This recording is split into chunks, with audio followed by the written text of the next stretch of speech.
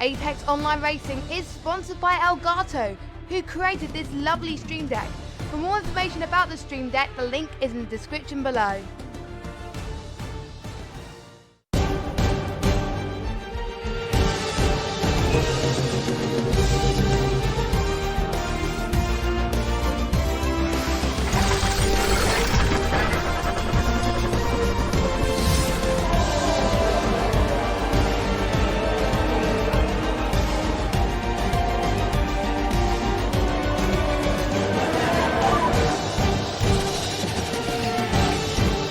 Good afternoon, ladies and gentlemen, mothers, fathers, daughters, sons, brothers and sisters. This is the Apex Online Racing iRacing GTE League Season 7, Round 7 here at Road America. My name is King-Kodiak and I'll be your commentator throughout this evening's race.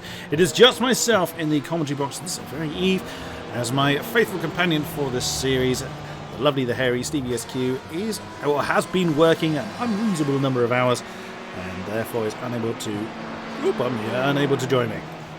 So, it is just my dulcet tones for this very evening. Welcome you along for this amazing round. Let's get all the bits in place. Let's get the overlay on. Right, for those unfamiliar with the format, we have got our three categories, our pros, our pro-ams and our ams with our GTE class, and each week they come out in a slightly different order. For qualifying, it's the time for the pros to lead the procession, to lead the parade for this evening's race. So once I get my last piece of the puzzle, which is my map, where is Road America? Goodness me, slightly behind schedule. Which is why I'm a little bit rushed.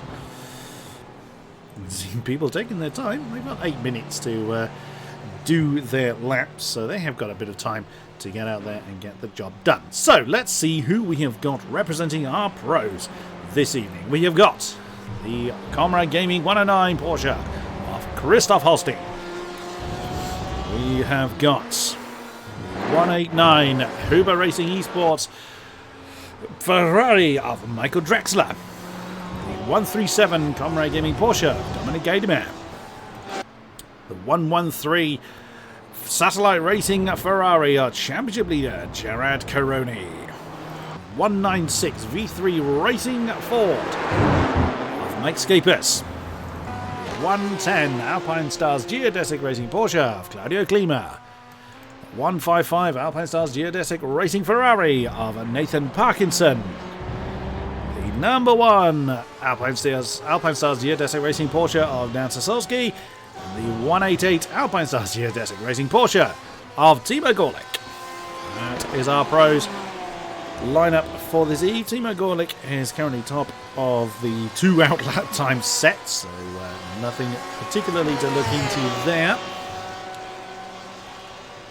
Now, I apologise for being slightly out of sync. I was a little bit late with the usual family stuff that precedes. Oh, hey, hello, Windows menu. Slightly late with stuff that led up to this evening's broadcast, so apologies there. Just need to close the door and then you shall have my undivided attention. Bear with me just.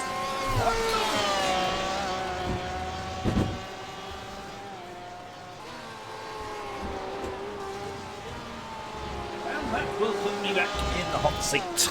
Okie dokie. Now, I am going to make an apology at this stage. I am going to be very unprofessional with one particular manner, in that my dinner is actually right next to me, and for various reasons, I need to eat. So, apologies there. I will be munching during the broadcast. It's hideously unprofessional. I wholeheartedly apologise for it. But that is the nature of the beast, I'm afraid. But there we are. I will do my best to keep the chomping off the microphone. So Timo Gorlick is coming through the last few turns to finish off his hot lap. Several people out there. Oh, someone with a Michael Drexler with an incident point already, so he's invalidated a lap somewhere. And it's Mr. Actually, it must have invalidated his outlap because he's just put a time up on the board of a 1:58.749. Mr. Drexler, one of the top drivers in the preceding practice session. Oh, there's Dan Sasolski, actually. I was aiming for Mike and I got Dan. He was one of the top times in the preceding practice session.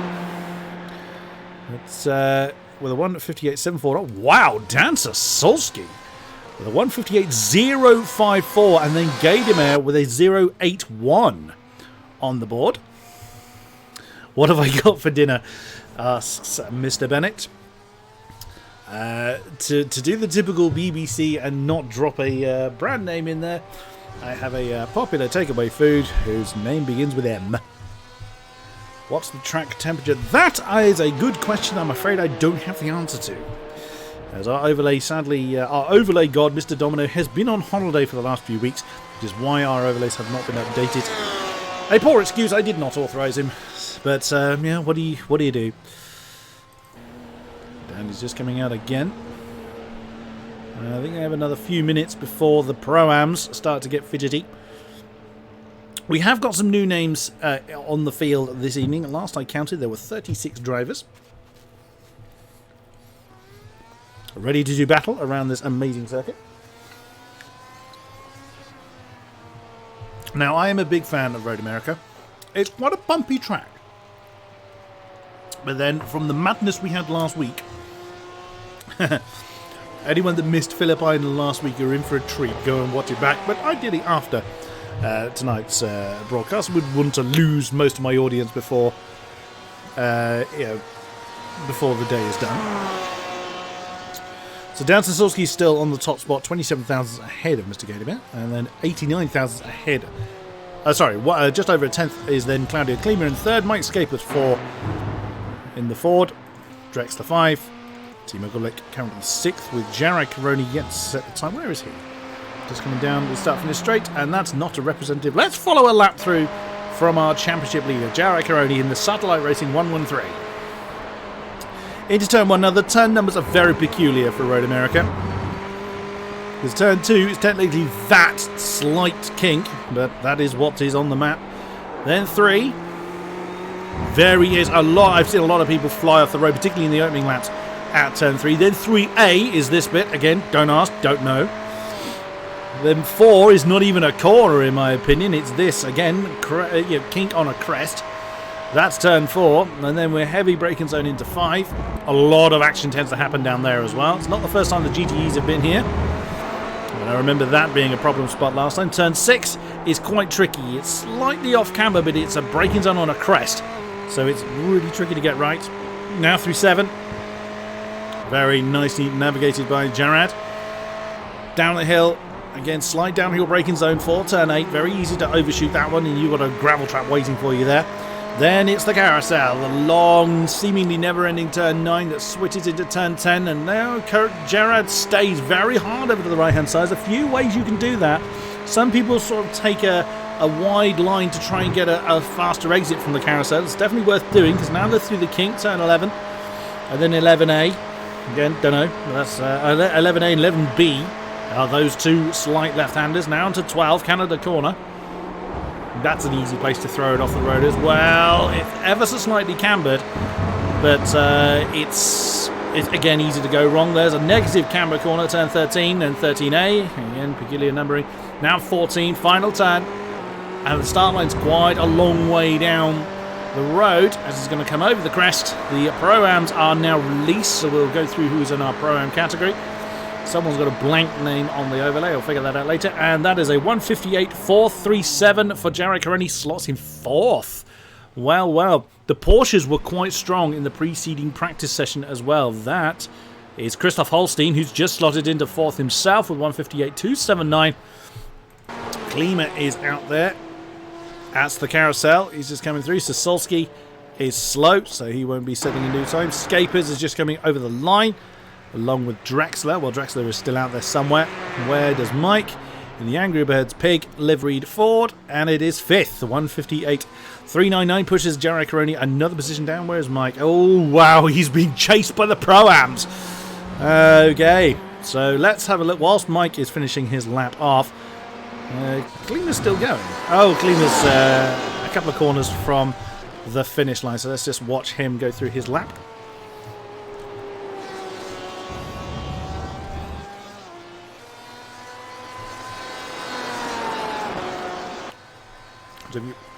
Hear me go silent, it's because I'm throwing sustenance down my neck. And that's a 1:58.041. That's a pole time from the Alpine Stars Geodesic Racing Porsche of Claudio Klima. That very much looked like Paolo Martins coming out. Let's have a look at our programs then. Christopher Pfeffer, the 263 VSR Alpha Ferrari. 235, the Mayella HCR Yamagura Ford of Chris Bell. 230, Rano Luke returns to us in the V3 Racing Gold Porsche. 219, the Bushring Racing Porsche of Daniel Page. 214, Alpine Stars Geodesic Racing BMW of Andrew Langham Service. 286, it's Sylvian Moraine for VC Sim Racing. 250, it's Alex Bennett in the Comrade Tepper Alliance 250 Ferrari. 220, it's Team AOR Yellow Canoe Martinson. 200, the Pro-Am winner from last week in very dramatic style, the AOR Hime Ford of Saradov. Morgan Valanis, the VC Racing 221 Porsche. Alexander Waldo in the 216 AOR Hime Ferrari. 298, Regis Lamique for Big Blocks Racing. 267 is the VEC Sim Racing Cyan Ferrari of Philippe Gaillard. 205 is, returning to the pits actually, is the Privateer Ferrari of Callum McFall. 279 is the BMW, the Privateer entrant of Robin DeVille. 208 is the Mayella HCR Scuderia Ferrari of Scott McCracken. Setting sometimes on the board is the Treble 2 AOR Yellow BMW of Evan Imre. 282 VC Sim Racing BMW of Jeremy Hoppe. That is our Pro-Am contingent. Quite a big representation from our Pro-Ams. Did our remaining pros set any times? 7th for Drexler. Oh dear. Not a good day. This seems a Porsche-friendly track for some odd reason. There's no particular reason why the Porsche should be particularly strong, but they were really powerful in the practice session as well. Who's near the front? Well, Evan must be somewhere. Where is he? Oh, we have a late joiner in the AMs. That's going to cause another gap in the overlay, unfortunately. Nothing I can particularly do about that, but more races the better as far as I'm concerned. Can't even get my words out at the best of times. Okay. Oh, Chris Bell has just jumped to the top of the... Scott McCracken, I beg your pardon, is at the top of the Pro-Ams. 159.287. The representative times now beginning to come in. Did Evan improve? No, he did not. So, invalid lap time for Evan Imre. Canoe Martinson, new Pro-Am pole. 9th overall, 158.777. In the AOR Yellow Ferrari, nicely done. Leads our Pro-Am contingent by half a second over Scott McCracken. Very nicely done. Morgan Valanes in 3rd. Now that's actually mixing Nathan Parkinson in amongst the Pro-Ams. That's going to make his life that little bit more difficult. Nathan being in the Ferrari as well. Quite a few Pro-Ams yet to get a time on the board. It's another Pro-Am just got on the board. Regis Lamique in 4th. It wasn't him that's just set his time. Or Robin DeVille has split the Scott McCracken Canoe Martinson pair at the top with a 159.157, 10th overall. And 2nd in the Pro-Ams. Nicely done. And Sarah does return to the pits.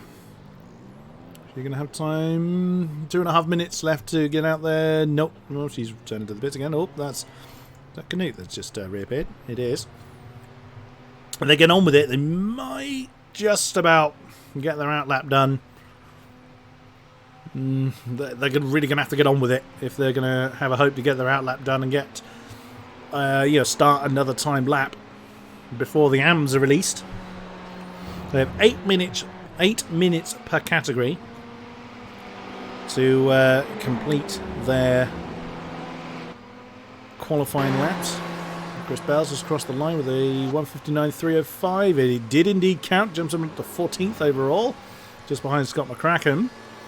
There's been a lot of shuffling in the Pro-Ams. Canute still at the top of the pile for the Pro-Am category. Christopher Pfeffer is in 2nd for VSR Alpha, and Daniel Page for Bushvink is in third. He definitely won't have time to complete his outlap. There's only another minute for them to do so. Alex Bennett 4. Robin DeVille 5. Regis Meek 6. Scott McCracken 7 for the programs. Where was Canute? He was really cutting it fine to get another time on the board. Morgan Valadace. Morgan was one of our fastest in practice. Oh, invalid lap last time around. That is a shame. He'll be allowed to complete this lap he is on. His time lap 1:59.371 sees him 18th overall. And to be fair, that's only 1 and a bit seconds off the top of the pros, which is Claudio Klima, that 1:58.041. I know it's a darn sight faster than I can drive this track. So I'm curious to see where the VC Racing Porsche slots in. God, Nathan Parkinson now all the way down to 17th overall. Where was Evan? He was one of the first to get time on the board. There he is. 2:14. Oh dear. Well, he started his now time lap. Oh, you can see there the AMs are beginning to get fidgety as well. There they all are, lining up at the end of the pit lane. That's one of our new drivers. I will introduce our AM drivers when we get there. There's Canute. Invalid lap for the AOR yellow Ferrari. Was that? I didn't see who that was pulling over. Where's Valadace? There he is. So he's at the top end of the circuit. That's streaming on down towards 12, I think. Yep, that's coming into turn 12.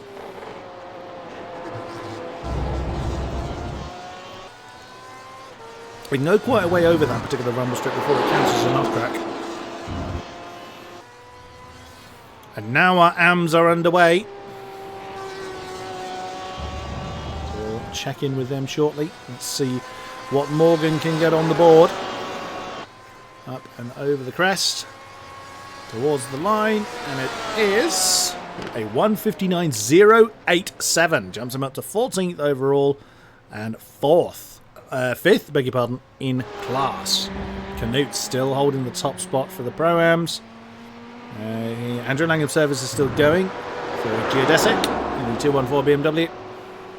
He's coming to the end of his lap. And Alexander Waldo's just completed his run. The 216 Hime Ferrari. 1:59.682. Sees him 23rd overall. Let's just see what Andrew Langham... Oh, steady. He's bouncing over the grass.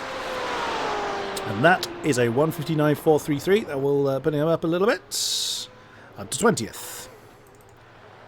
And Jeremy Hoppe, I think he's slowed down.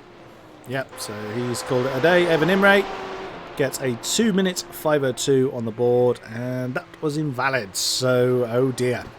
He's in for a hard day. Let's have a look at our Rams then. Alex Duplessis, we've seen before for Alpine Stars Geodesic Racing in the 311 BMW.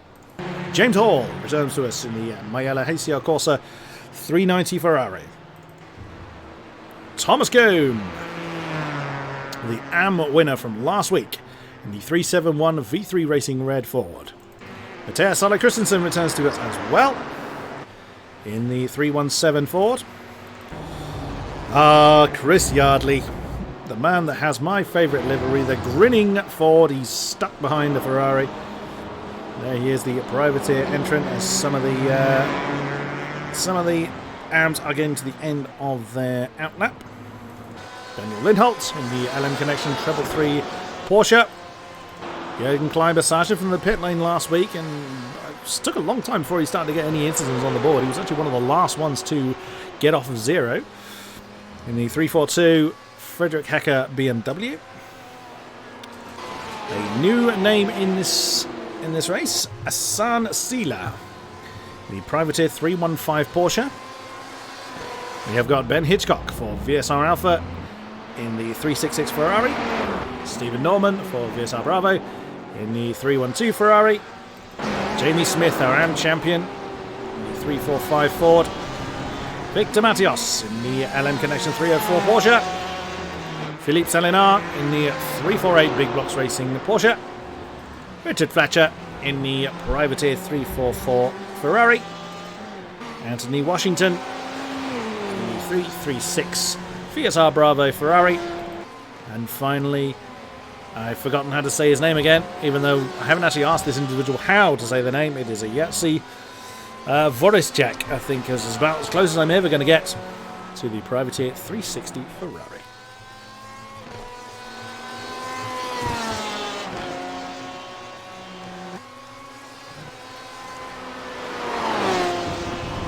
Right. Again, apologies for the gaps in my speech. It's just me throwing some food down my neck.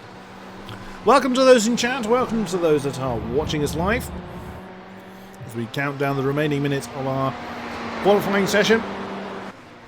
And it is an hour 20 of this incredible circuit. Welcome Ben Hitchcock, get on the body. 1:59.892. Very nice. First representative time from the AMS. That puts him 25th. And Matthias goes and beats it with a 59.7.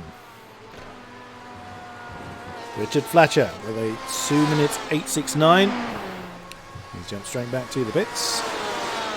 Doesn't look like anybody else has... Oh, Anthony Washington with a 2:01.7. He's jumped back to the pits as well. Daniel Lindholt with a 2:3.36. Good to see some times coming in now for our AM drivers. James Hall, the 390 car, has come over the line with a 2:2.75. So once again, as we tend to see... Oh, thank you for reminding me how to say a Voricek. I had completely forgotten. I believe it was your good self that gave me that pronunciation in the first place, so I am grateful for it. So with our late joiners, we have 46 cars on track now.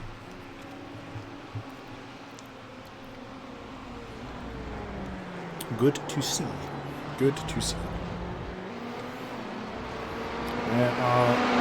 Victor Matios has been pretty strong in the AM category. He's also driving the Porsche, which, if you were to judge the times by their cars, the Porsche is pretty strong. The top 4 times in the pros are Porsches of Klima, Sosowski, Godimer, and Holstein. In the Pro-Ams, that's led by Ferrari, which is Canu Martinson. Very true, my friend. Very true. Someone has to keep me on the straight and narrow. And Victor Mantios sounded a little cautious on the gas there, coming out of turn 14. What can he get on the board? 1:59.7. Oh, it's a little improvement. 1:59.552. Up to 24th. Ben Hitchcock has got the top of the AMS now with a 1:59.478. Nicely done for VSR. Matthias still going. James Hall just about to come to the end of that. I can't see who that is ahead of him. 1.5 minutes, just under now to go for our AMS to get on the board. Oh, we have a late entrant on the Pro category. We'll go through those names. I think that's going to be driver 49. 46. So either some have left or he was in the count when I made it earlier. There's the grinning Ford, Chrissy Hartley. Couldn't really see the grin last week as we were racing Phillip Island in the dark. James Hall currently second. 2:2.75, or second in the AMS.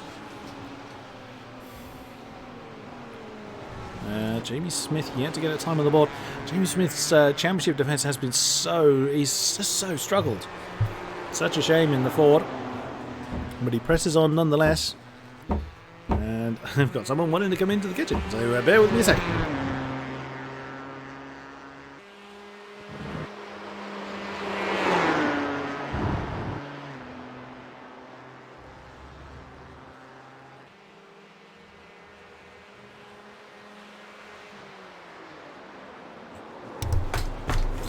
Apologies there. Here's my dogs. My dog's causing issues. Right, the checkered flag is out. Let us see who needs to set a time. Oh, and Jamie Smith flies off the road. Oh dear, we'll be starting no higher than 38th. Thomas Coombe, who led the AM category for vast majority of the race last week. He finds himself currently down in 41st without a representative time on the board. Thank you, Phil. A 23-degree track temperature, so pretty comfortable. Oh, wow, and that's just how quickly that can get away from you down there at turn 8.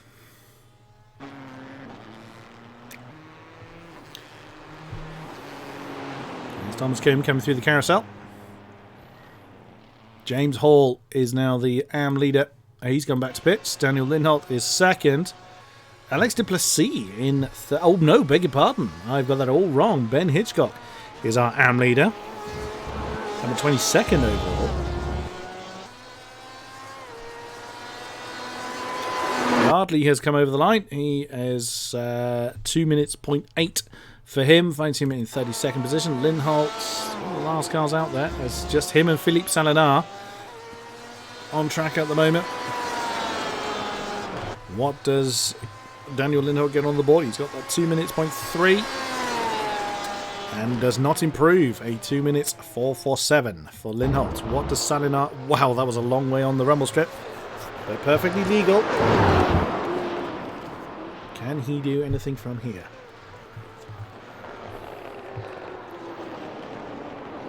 No, would be the answer to that. And that is our qualifying session done. Let us have a look at our grid then. It is Claudia Klima and Dan Solski that lead the way. And then it is Gadamer, Holstein, Scapers, Caroni, Drexler, Gorlick, Martinson and Pfeffer lead the Pro-Am category. Page, McCracken, Bennett, Valanace, DeVille, Lamique, Bell, Parkinson, Luke, at Langham Service, Dove, Hitchcock, AM leader, Gaillard, Matthias, Baldo, Moraine, Hall, Lindholt, Plessis, Kleiber, Hoppe, Yardley, Fletcher, Washington, Norman, and Salinar, Imre, Smith, Voracek, Coombe, Christensen, Foku, McFall. Don't know, I still haven't identified who that blank name is. Sela and our late joiner of Jeremy Rolou. I think the blank one is a name I don't recognise, Martin Nellison. So we will identify that as the race goes on. Right. We are now in the gridding up phase, so anyone not familiar with the series, we now have to wait for the drivers to grid up. That's the qualifying session officially ending. So now the drivers have 2 minutes to make any last minute adjustments they're allowed to make and get down to the grid. And this is basically when the grid will form properly. We will get this race underway behind the safety car. It looks like we're going to go for a full lap behind the safety car. Some tracks do. Some tracks go for a full lap up behind the safety car. Some go for a part one.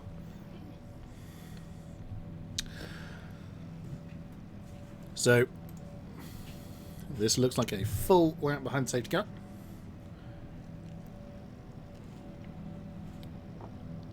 Excuse me.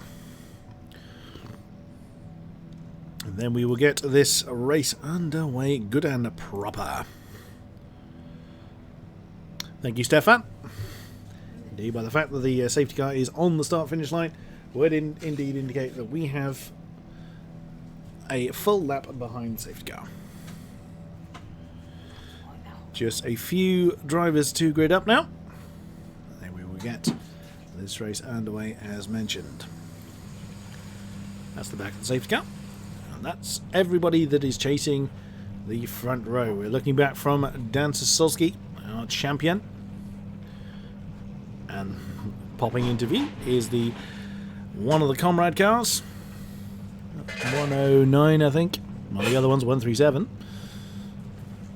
And that's Holstein that is directly behind us, so it must be Gadamer to our left, his right. Then the V3 Ford staring imposingly on the 2 rows of Porsches ahead.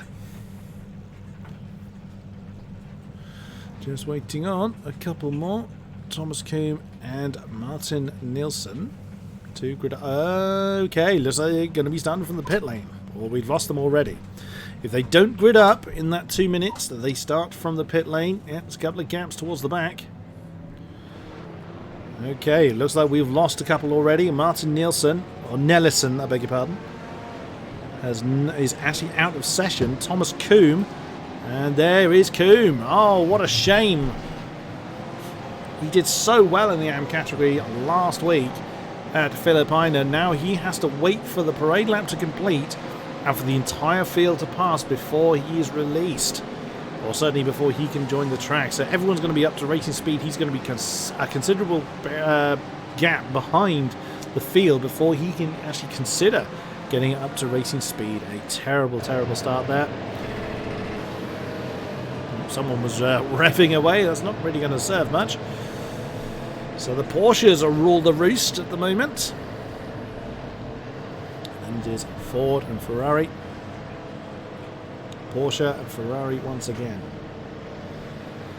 The Alpine Stars geodesic squad ruling the roost at the front of the field. On board with number 1. That is what you can see behind. This is always that, those moments of kind of tension build up, especially when it's a full lap behind the safety car. Now, people have fallen off the road during the safety car period before. Round turn 5. Expect a lot of incidents there. My dog staring at my bag of food. Sorry, dog. And it's all mine. Through 6. Back downhill to 7. There's the Angry Birds pig face that is staring from the back of Mike Scaper's car. That is all I'm ever going to see now. Now that I've realised what that was, and how I completely missed it when it was first introduced.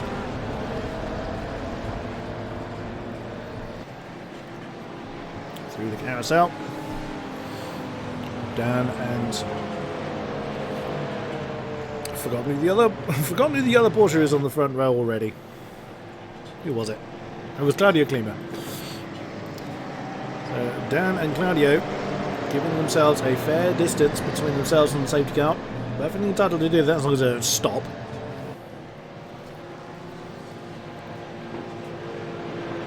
As in real world racing, they want to have a gap between themselves and the safety car for when the safety car pulls in. They will want to get this race underway as quickly as they possibly can.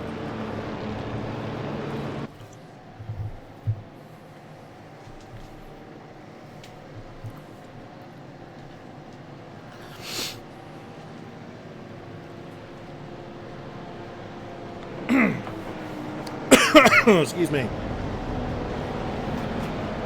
Apologies for having to, as I take on sustenance. I would prefer to have had my food dealt with before the stream, but for medical reasons I must eat. Sounds a bit of a strange statement, but we all have to eat, obviously. But the medication I'm on requires that I have food with it. So there we go. Right, never mind that. Enough of the babbling.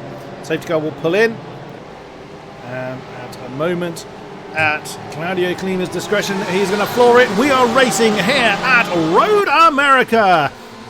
A decent start then for the geodesic pair. The lights have gone green, and away we go. That always comes up 24 hours. No, not on my own, sir. Right, streaming on down towards turn 1 at full speed. You can see one of the Comrade Gaming cars trying to get alongside down to Solski. It looks like the move is partly done. Can he get it done before they get to turn 3? That is, it's Gaidemeyer that has gone up, is forcing Sasolski wide. And Kuhn still hasn't, or Thomas Kuhn now is going, he still hasn't left, now he's left the pit lane. That's how badly wrong it goes if you have a pit lane start. 45 cars in this race. And Klima is now starting to get a bit of a gap, and there goes Sasolski to retake that second position. Oh, look at that! That's Gerard Caroni that has split the Comrade pair in the Satellite Racing Ferrari. He's split the Comrade Porsches to come streaming down through turn 7, down the hill towards turn 8. Not seeing a huge gap for anybody. Oh, Jürgen Kleibus had a problem. He's fallen a bit off the back of the field. And of course, Thomas Kuhn, starting with the pit lane, finds himself 21 seconds behind Jürgen Kleiber. But look at Klima. Nice, healthy seconds gap for him to his teammate. The rest of the field left to scrap that one out. Porsche occupying the top 3 spots. Whoa, that was that Gorlick that was going for a bit of a lawn mowing exercise. Can't tell which car that is. Yep, there was Timo Gorlick. There was. Oh, we have had our first casualty. Richard Fletcher in the Ferrari has had. Oh dear, that's a big problem. What's happened there? Oh no, that's down at turn 8. Knew there'd be trouble down there. So there's Fletcher. Oh, that's the BMW. One of the geodesic BMWs caused an almighty pile up there. Lots of cars involved in that. That's Chris Yardley again caught in that. Holstein. No, that's not Holstein. Norman. Steve Norman's been caught out in that as well. Oh, that's Chris Yardley again for the second race in a row. Is out at the first, or out early on. So it's Kuhn, Yardley, Norman and Fletcher all returning to the pit. Oh no, sorry, Thomas Kuhn started from the pit lane, beg your pardon. So it's Fletcher, Norman and Yardley. Early victims of this race, and Scott McCracken's in trouble. Did he get a slowdown penalty, I wonder? Because getting a slowdown this early is very, very dangerous. He's gone wide at 2. No, I think he just lost a position there. Lots of fidgeting going on. Zazulski beginning to reel Klima back in. He's giving himself a bit of a gap between himself and Gadamer. Holstein is keeping Jared Coroni for company. Kind of splitting off into pairs up front. But long way to go. Oh, Regis the Meek has just been overtaken by Chris Bell. That is for 17th spot. Everyone minding their own business. Let's have a look at where our class leaders are. Of course, Claudia Klima, as mentioned, leading our pros. Of course, leading the race. Canoe Martinson still leads the Pro-Ams. On Timo Gorlick's case with Christopher Pfeffer in hot pursuit. Daniel Page right with them as well. And our AMs are being led by Ben Hitchcock. For the VSR Alpha squad, that's Andrew Langham serviced already ahead. Van Luke behind. Second is Victor Matios. The blue Porsche there in the shot for LM Connection. Silvio Moraine in the VEC Porsche directly behind. Well. Predictable casualties, unfortunately, and it does look like that they won't be returning to the race. Oh, that's someone in trouble. That's Daniel Lindholtz. No, he's not in trouble. He's just been overtaken by Callum McFall in the Ferrari directly ahead. Oh, Holstein is getting close to Coroni. Ferrari's got some pace in him. That's the view from Holstein's nose. Can he do something against Coroni? In, backs out of it. Doesn't fancy going side by side. Enter turn was not a very big braking zone there, so that's understandable. Wow, Chris Bell is on 8 incident points. Callum McFall on 10. Good grief, we've only done 2 laps, gentlemen. So, Holstein, is he losing time behind Coroni? It's a bit difficult to say.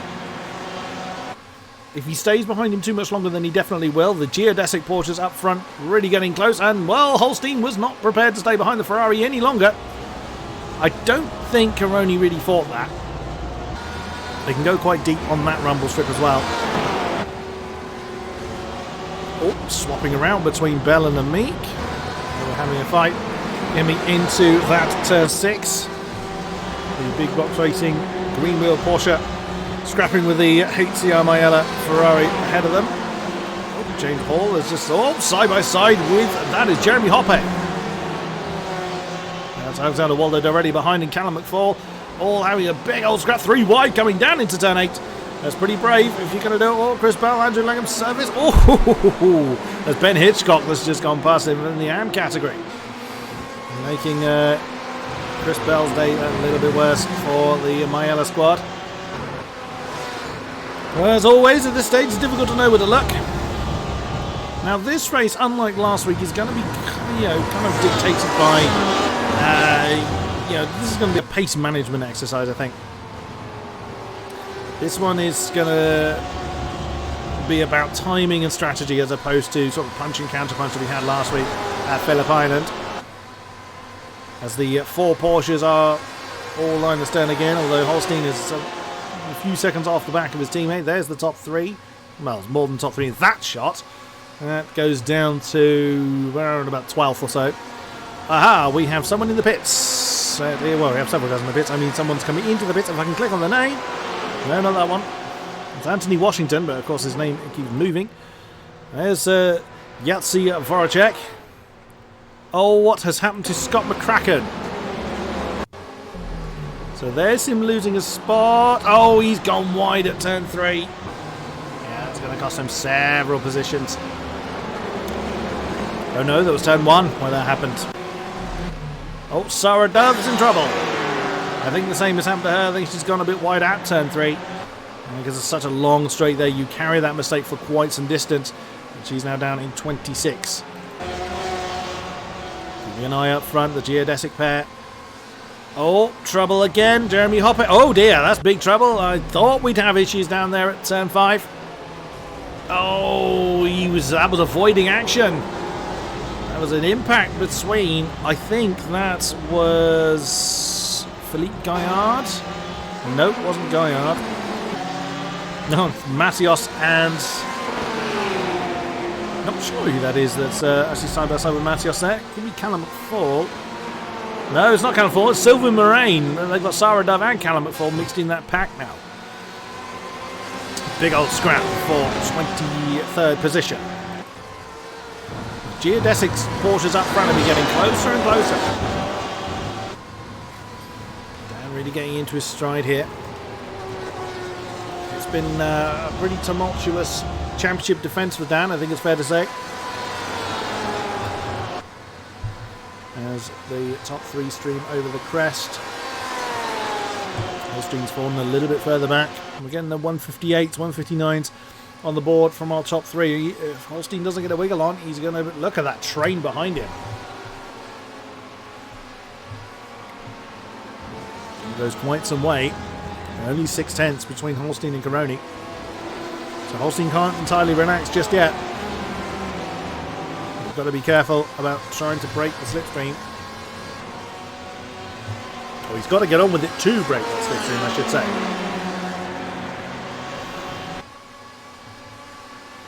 Oh, look at that. That's Sasulski and Klima getting very, very close together. Now, we're always told there's not any racing orders going on at Geodesic. We've never seen any evidence to the contrary. Will Klima letting go? I doubt it. There's never been any evidence of it leading up to now.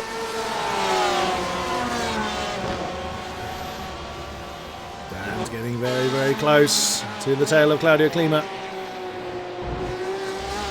Through turn 8 into the carousel. That's going to be quite tricky for Dan. He's losing the downforce when he absolutely needs it through the carousel. Stays where he is for now. Oh, Alexander Waldo is stationary.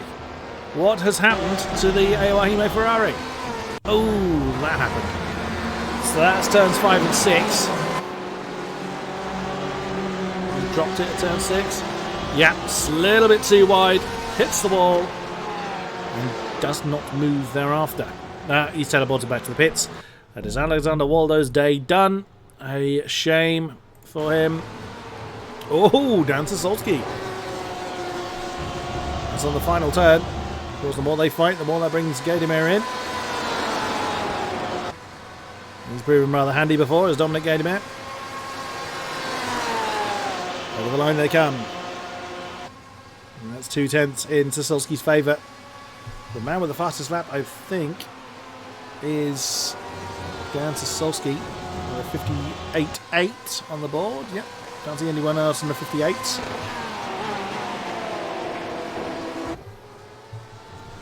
Through turn 3. Gaidemeier's going to have a pretty good view of the scrap ahead of him. The overall race lead. Oh, Robin DeVille has just spotted, has lost a spot. So Morgan Vallinet's a big old scrap going on there. Oh, I thought we'd lost someone there, but no, they just lagged out. Oh, that's Scott McCracken, I think. Let's have a look. If we get on the chopper cam, we might see it a bit better. Find it. Why can't I find the chopper cam? I can't find it. There it is. Oh, look at that. Nathan Parkinson's in amongst that lot. There he is, the geodesic 155 Ferrari. All the way down there in 15th.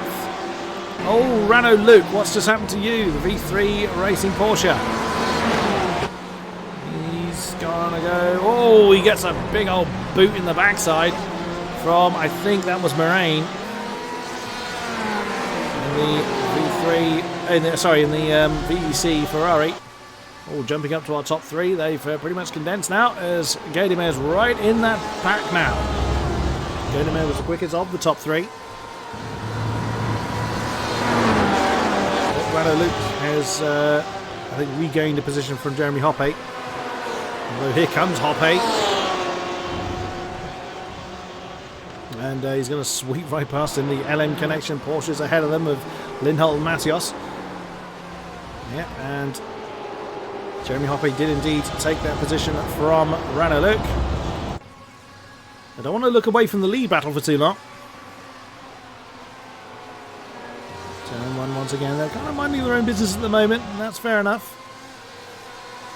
Last week was the wild card entry. Oh, Chris Bell's. Oh, never mind. He's in the pits. I thought he was in trouble there and saw him falling through the field. He's taken now. That's very early to take the pit stop, but if he thinks he can make it on fuel, then fair enough. It's a mandatory pit stop in this series. Well, it's mandatory in the sense that the fuel won't last, so it's not mandated in rules, it's just mandated in fuel tank. Last week we had a 43% fuel tank, so we were seeing 2 and 3 stop races, which was good fun. And it was in the dark, and it was in a track that was not part of the iRacing schedule, so it was very unfamiliar to most of our drivers.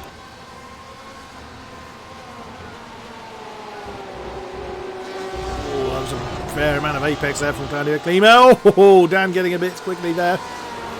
That's going to throw him into the clutches of Gadimer.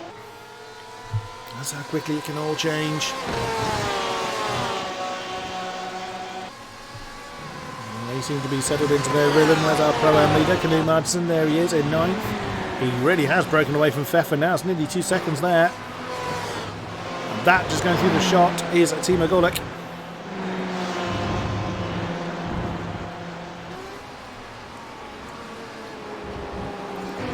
What is going on with Philippe Gaillard and Callum McFall? They are scrapping side by side. That's the 22nd. Oh, the VEC Sim Racing Cyan Ferrari trying to do something against Callum. Well, they're both VEC, aren't they? Oh no, it's Privateer is Callum McFall. Callum's going to have to concede that one. Sorry, Felipe is going to have to concede that one. And the VEC Sim Racing Cyan Ferrari recover that position. Absolutely he can, is whether he will is going to be the question. Oh, DeVille is close and alongside Morgan Valanes. And a fairly straightforward manoeuvre for Robin DeVille in the BMW to take 13th position.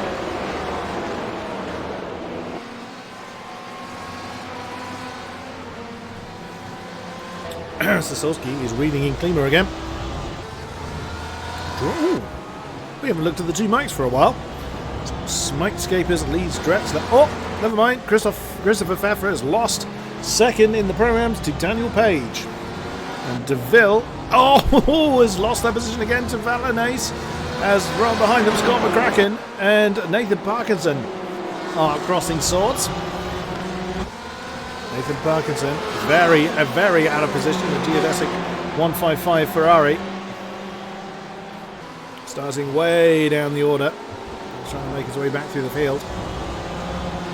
Oh, trouble for Felipe Gaillard. He's had trouble somewhere. That's exactly where Alexander Waldo departed us, and he is that corner has claimed another. Wow, we have lost a lot of people now. A lot of people indeed. We have lost Chris Yardley, Evan Imre, Steve Norman, Richard Fletcher, Yatsi Voracek, Jamie Smith, Anthony Washington, Alexander Waldo, Rana Luke, Chris Bell, and now Felipe Gaillard. We are down to 34 runners now. Only 45 starters. As we look once again at the geodesic pair being followed very closely by Dominic gave him out. Feel very slowly spreading apart. So look at our pro-am there. That's Canute. He's got no one in front or behind. He's 2.2 behind Timo Gorlick and 2.5 ahead of Daniel Page. The Pfeffer still on the back of the Bushwing Racing Porsche, with Alex Bennett directly behind. Very close battle there for second in the Pro-Ams. There's our AM leader, Ben Hitchcock. There he is, right in the midst of this pack here. Oh, sorry, he's right at the back of that particular pack, which contains Nathan Parkinson, Scott McCracken, Regis Lemick and Andrew Langham Service. Right ahead of them is DeVille and Valanace, still having their battle for 13th. Oh, that's one of the Porsches going a bit deep. That's Regis Lemick. That's now under pressure from Langham Service. The geodesic BMW. Can't do anything about it though. So Ben Hitchcock, as mentioned, leads the AMs. Victor Matios second. He's quite some distance behind him, about 8 seconds or so. There is Matios. A little bit of clean air for him, unlike his teammate Daniel Lindholt. He's got Jeremy Hoppe all over his tail as the VC Sim Racing BMW jumps on the inside of Daniel Lindholt. Doesn't quite get a very clean exit as they come into the carousel. But gets the move done nonetheless. That's 24th for Jeremy Hoppe. Top three. I'm going to keep jumping back to these guys because they do remain very close. Still the fastest lap belonging to Sosowski, the middle of these three cars. And they're lapping so, within a few tenths of one another. 59.8, 59.7, 59.7 for the three cars respectively. 59.5 for Holstein behind them, but now 3.2 seconds behind this pack. As he continues to pound around.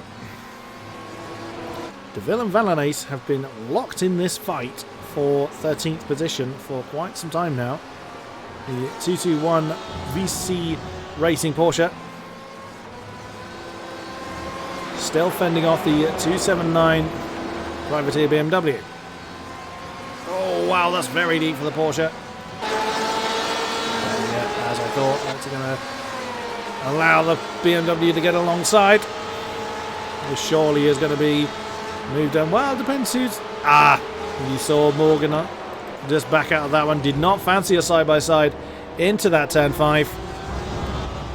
And back up into 13th for DeVille. Bennett is still close to the back of Pfeffer. That is for third in the Pro-Ams. It's Kenny Martin in the yellow Ferrari. He's going out of the shot. Lots of potential battles. I mean, this is a generally very fast track. There's no huge, heavy braking zones.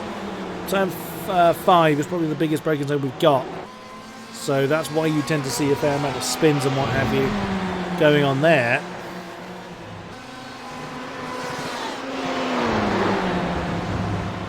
At the moment, it is a maintenance business at 150, 200 kilometers an hour. They'll do more than that down the start from the straight. Bennett's starting to really put the pressure on Pfeffer for 11th overall.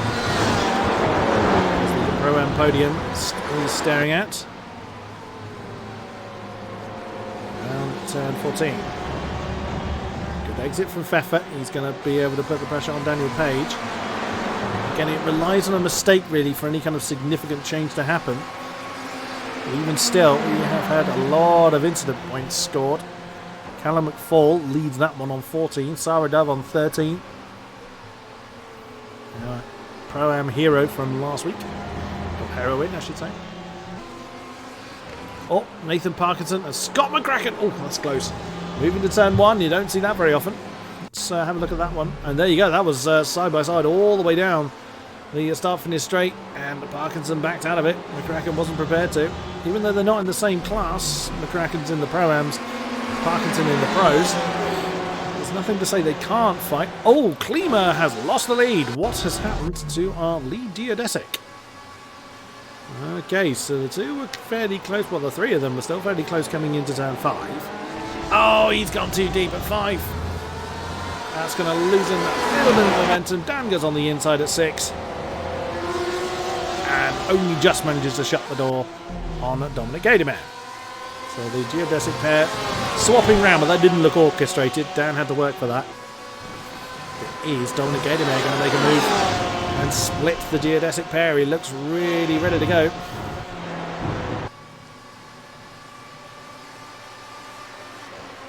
Oh, he's having a look. It's not a... Oh, Scott McCracken's in trouble. Oh, yeah, I'd say you're in trouble. That looks like he's had an incident. Oh, no, that's Nathan Parkinson. He's had a touch with and ended up... yeah, he wasn't on the ground. So another driver gone from this race. Scott McCracken is out. Oh, dear, oh, dear. No naughty words said about that.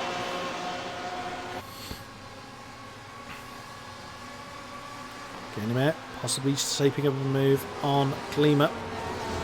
You can see behind, Holstein has finally broken free of Jared Coroni.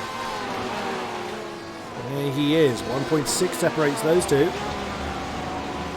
Holstein is still on 0 instant points, along with Daniel Lindholt, the only two on the field that are so. Oh, Parkinson's lost another position to Regis the Meat, so how's this happen?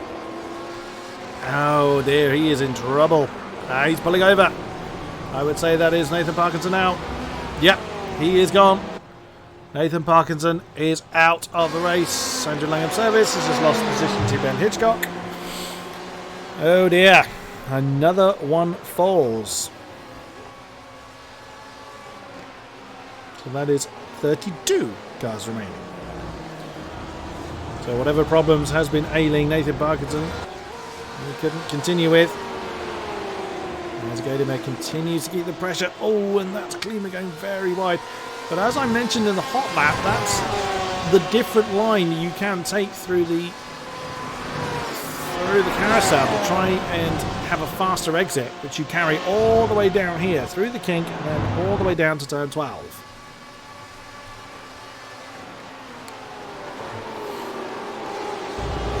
Couldn't unfortunately capitalise on that. Oh, Sylvia Moraine and Callum McFall have just swung out. How did they do that? Ooh, wow, that was at that was through the carousel, I think. Managed to do that. There's Sarah Dove. She's already up to 15 incident points now, so she's really got to be careful. Only got 4 more she can score. She scores that.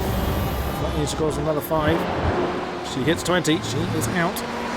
There's a bit of a still a queue behind Jared Coroni. Scapers, Drexler, and Gorlick are the 3 cars directly behind. Ferrari, Ford, Ferrari, Porsche.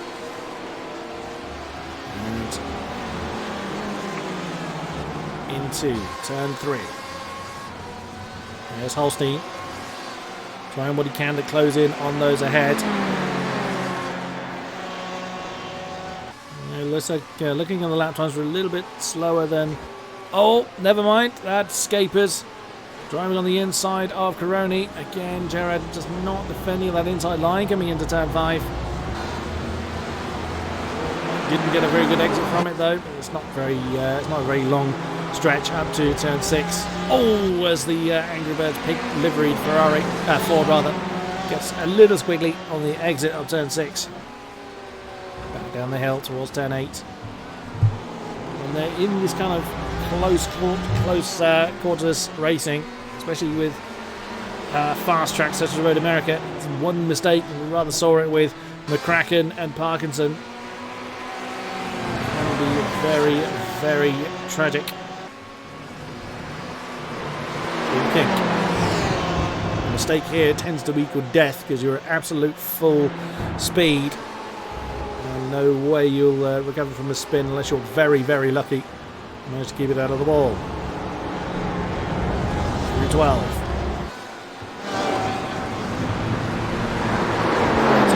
13, 13A. Into 14. Looks like it's going to be business as usual. And immediately Coroni is going to keep an eye behind him for Drexler. But Gorlick has closed his pack in. He's a little bit off the back of it when we first caught up to them. But the geodesic Porsche has closed in on Mr. Drexler, the Huber Racing Esports Ferrari. Any movement coming down into turn 1. Drexler's getting close. That, again, tends not to happen unless they're side by side much earlier than that. Ooh, have a look. It is possible into 3, but unfortunately that's lost him a little bit of momentum against King-Kodiak. Possible, it's unlikely. If you're losing momentum like that, bearing in mind that Drexler's got slipstream off of Coroni, it's not likely Kodiak's going to be able to do something. You can make a dive into 5. It's the only significant braking zone here, as previously mentioned, but you just have to hope that the guy sees you there. In the background is actually Kane Martinson, who's lapping almost the same pace as those ahead. His fastest lap is very much in the pace of the top 10. Obviously that's where he is, but meaning he's matching their pace with no one to slipstream off on. Just bear that one in mind.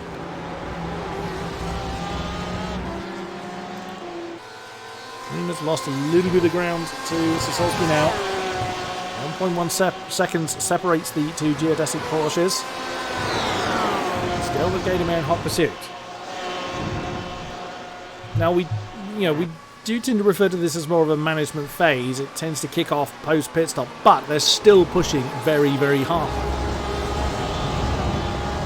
It's still like 98% as opposed to 110%.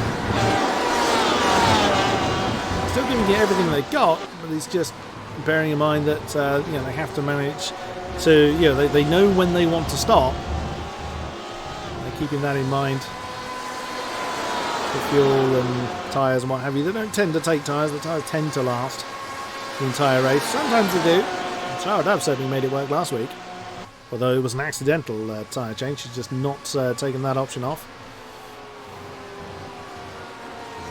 1:59.6 for Sasolski, 59.9 for Klima and Gatorman, 59.6 for Holstein, 59.7 for Scapers, 59.9 for Coroni, 2 minutes 2 for Drexler, 2 minutes 3 for Gorlick, 2 minutes 5 for Martinson, and 2:01 for Pfeffer. That's our top 10.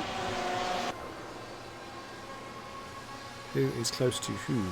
There's another three-way battle. That's Pfeffer, Page, and Bennett. And that is for second in the Pro-Ams. Right behind them, De Ville and Valanace are finally separated. 1.3 separating the two now. The BMW ahead of the Porsche. Oh, I thought Bennett was going to have a look then on Daniel Page into turn 5. Opted not to do it.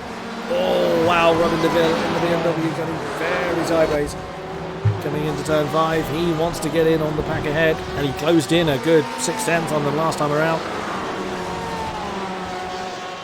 So could well get involved in that train. Gator is still keeping in touch with Claudia Klima.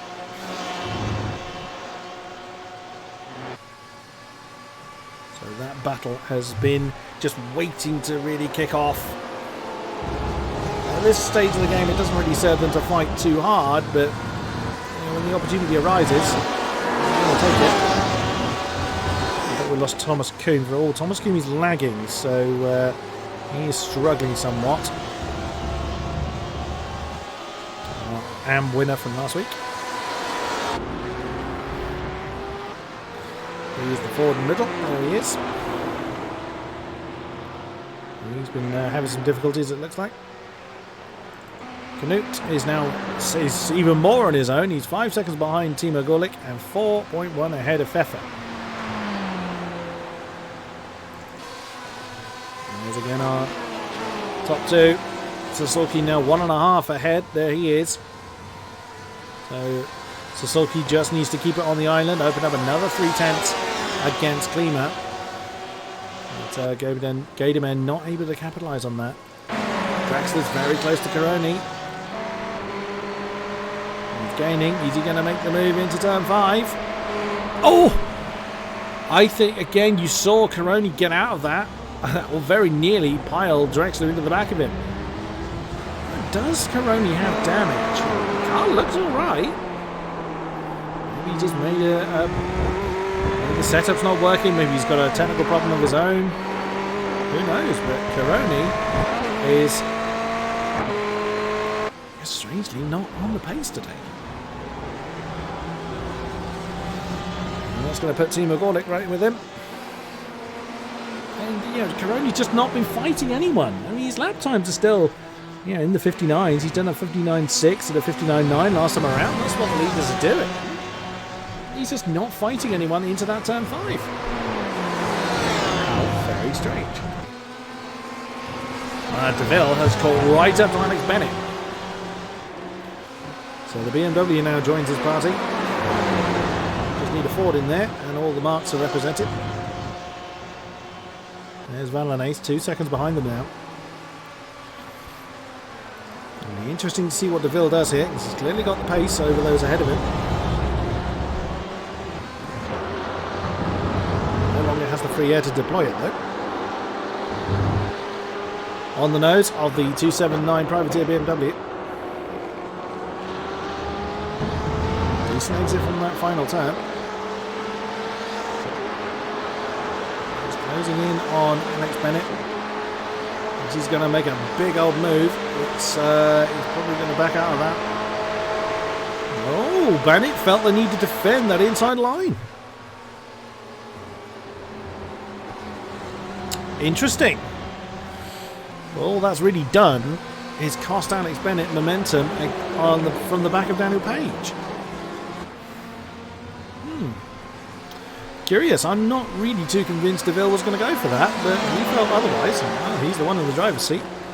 He's certainly raced far more laps against him than I have. And if nothing else, that could help Morgan Valanace catch up to this particular train. Ooh, wow, you saw Alex Bennett getting very deep into the braking zone of 5. And DeVille not able to capitalise on that.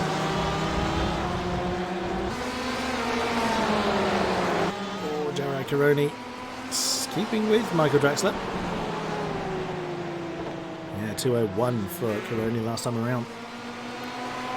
And that wasn't all because he lifted off. Oh, Gaidamer is very close to Claudio Klima again.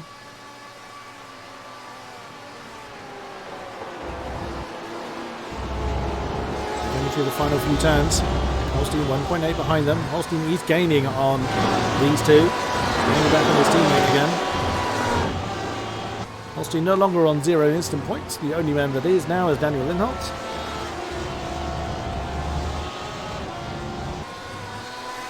So the top 4 separated by 4 seconds.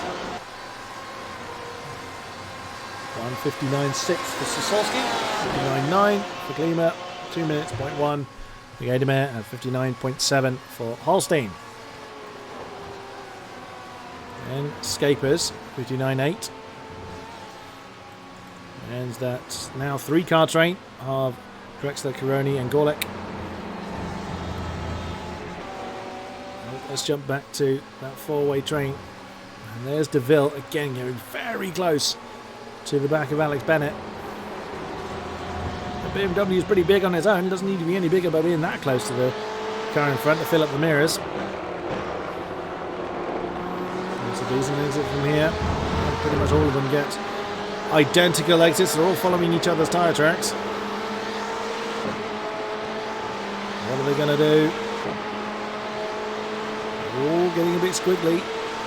Who's going to make the move? Anyone going to make the move? No. Again, they're thinking the long haul here. You may well love punch and counter punch, but all it really does is slow you down. Hoppe is very close to Victor Matios. So close to side by side. BMW's got that one long since done over the Porsche. Into turn 5. And that is 21st for Jeremy Hoppe. It's difficult to know where to look because you've got several clumps of cars together. Oh, Salinar and Thomas Kane just swapped around the V3 Racing 371 Ford. Has gotten ahead of the big blocks BMW.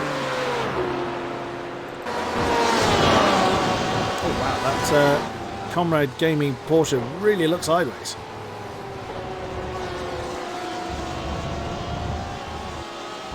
Keeping it under control though. Holstein's fallen a little bit off the back of them again. Right, all in the 2-minute range again.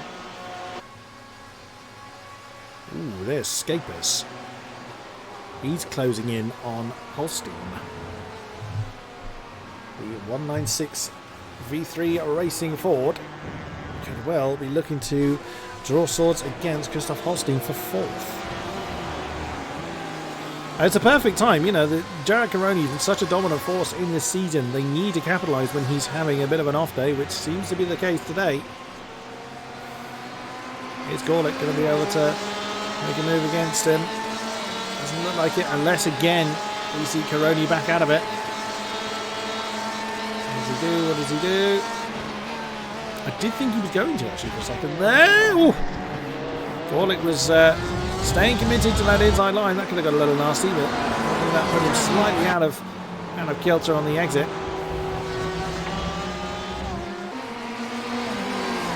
DeVille is so close to Bennett, and even still, Page is very close to Pfeffer.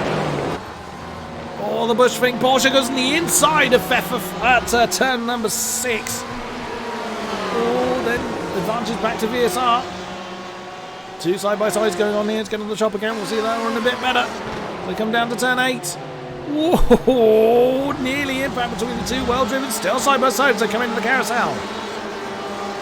That's really, Page is going to lose out on that one, I'd have thought. It's too long to just string around the outside, but DeVille's hanging on in there. Oh, what a lovely switchback for Page. There goes DeVille trying to get alongside Alex Bennett. Oh, and there's Morgan Valanace as well. Morgan's had a brilliant run from the carousel. He's going to draw alongside DeVille. Side by side, and Valanace, no, I didn't think he was going to try for 2. I think that's where his braking momentum took him. And that, unfortunately, has given the momentum back. Well, unfortunately for him, has given the momentum back to DeVille. Oops, the BMW getting a little twitchy there. Oh, this lot getting very, very, very racy. Page is in. We are about the halfway stage now. This is more when I expect pit stops to happen. Those that took the early stop, I think have all actually crashed out anyway. Oh no, Gaillard and Yardley have been through the pits. Actually, Yardley and Gaillard were in the pits for 4 and Gaillard was in the pits for 4 minutes. Yardley in the pits for 15 minutes, and is back on track again. So we do have 34 cars running. Keep an eye on Gaidemeyer and Klima.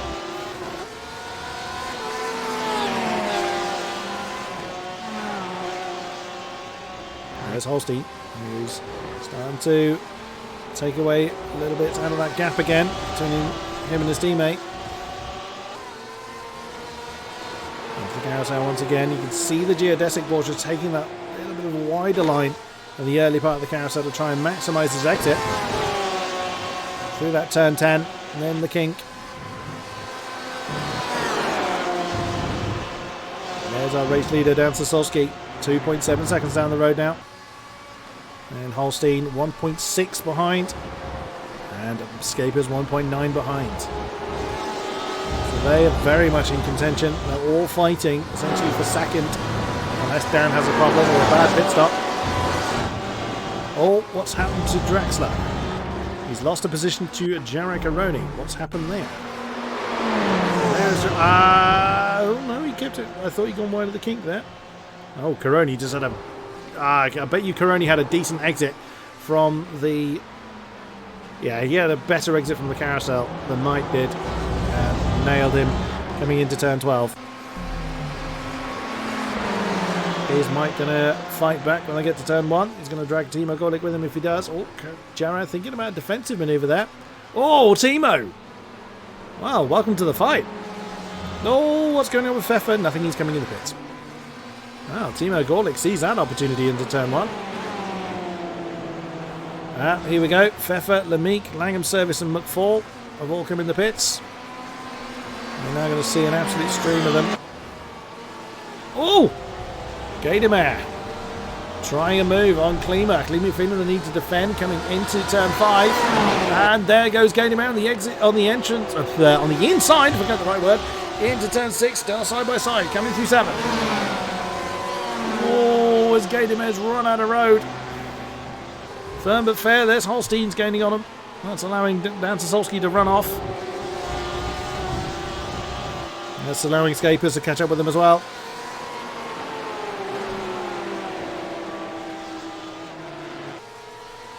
through the carousel. More coming through the pits. Pfeffer, Page, Kuhn, Lamique, Rangam Service, McFall, Foku, Salinar, Rolu and Kleiber. All serving their stop. What will our top guys do? What does Dan do? He's not there yet. Will he come in as well? Oh, that's Salo Christensen, I think, just ahead of him. Yeah, in comes Sosky. Will this trio come in? No, Gadimer's the breakaway one there. So Dominic Gadimer wants to be able to floor it with no one ahead to slow him down. Oh dear, Regis the Meeks had trouble. Oh, he's dropped it at turn 5. Nudges the wall, will cause a great deal of damage. It's one of those spins that just feels horrid because it's so slow and clumsy and there's nothing you can do about it. It's Dan Sasolski in the pits, believe it or not. He's just staring at trees. That is Alex Bennett, I believe, going through. Yep. So Gadamer will lead. I can't imagine those that haven't pitted yet have too much left in the tank.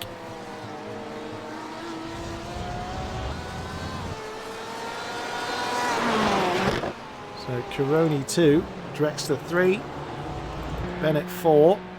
That's a back marker that's around Drexler. That'll be Philippe Salinar. Yep. So with all that, only 4 cars haven't been in. It is the 4 I just mentioned: Gadamer, Caroni, Drexler and Bennett. Oh, beg your pardon, one of our new guys, Asane Sila, has yet to see the pit lane as well.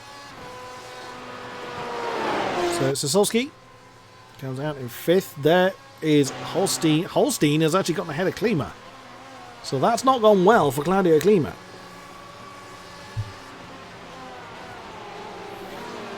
He's been having to deal with the Comrade Gaming Porter all race long. He's now got the other one right in front of him. With Mike Scapers not too far behind. 1.5 seconds behind indeed. Where is Gadamer? There he is. So it's it's about 55 seconds pit lane loss. And that'll put Dom at the moment. That would actually put him behind Scapers. We will see. So Gadamer in, Caroni in, Drexler in, and I would highly imagine Bennett is going to come in as well. Yep, he does. And Sealer also came in, so everybody has been through the pits at least once. Well, we've lost another from the race, Alex Duplessis, on GTE BMW. Someone's revving their engine. I imagine it's Gadamer. One of the Porsches. Where's Sasolski? Now the final turn, so he should resume the lead. As Gadamer has an absolutely cracking stop. He's not moving yet. In a minute, you'll see Dan Sasolski come flying down the road. There he goes, and there is Sasolski. Through he goes, back into the race lead, but Dominic Gadamer. There's Caroni. Oh, beg your pardon, there's Klima. So in the pit stops, Caroni has lost that spot. Holstein is in again. What's happened to Mr. Holstein to make him come in the pit again?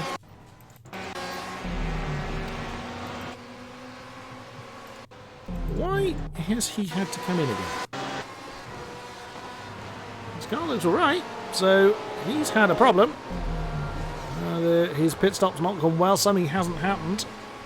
But disaster has befallen Christoph Holstein as he continues to fall through the field. What's going on with DeVille? Oh dear, facing the wrong way. There's DeVille with Daniel Page coming into turn 1. Oh, is there a bit of impact there?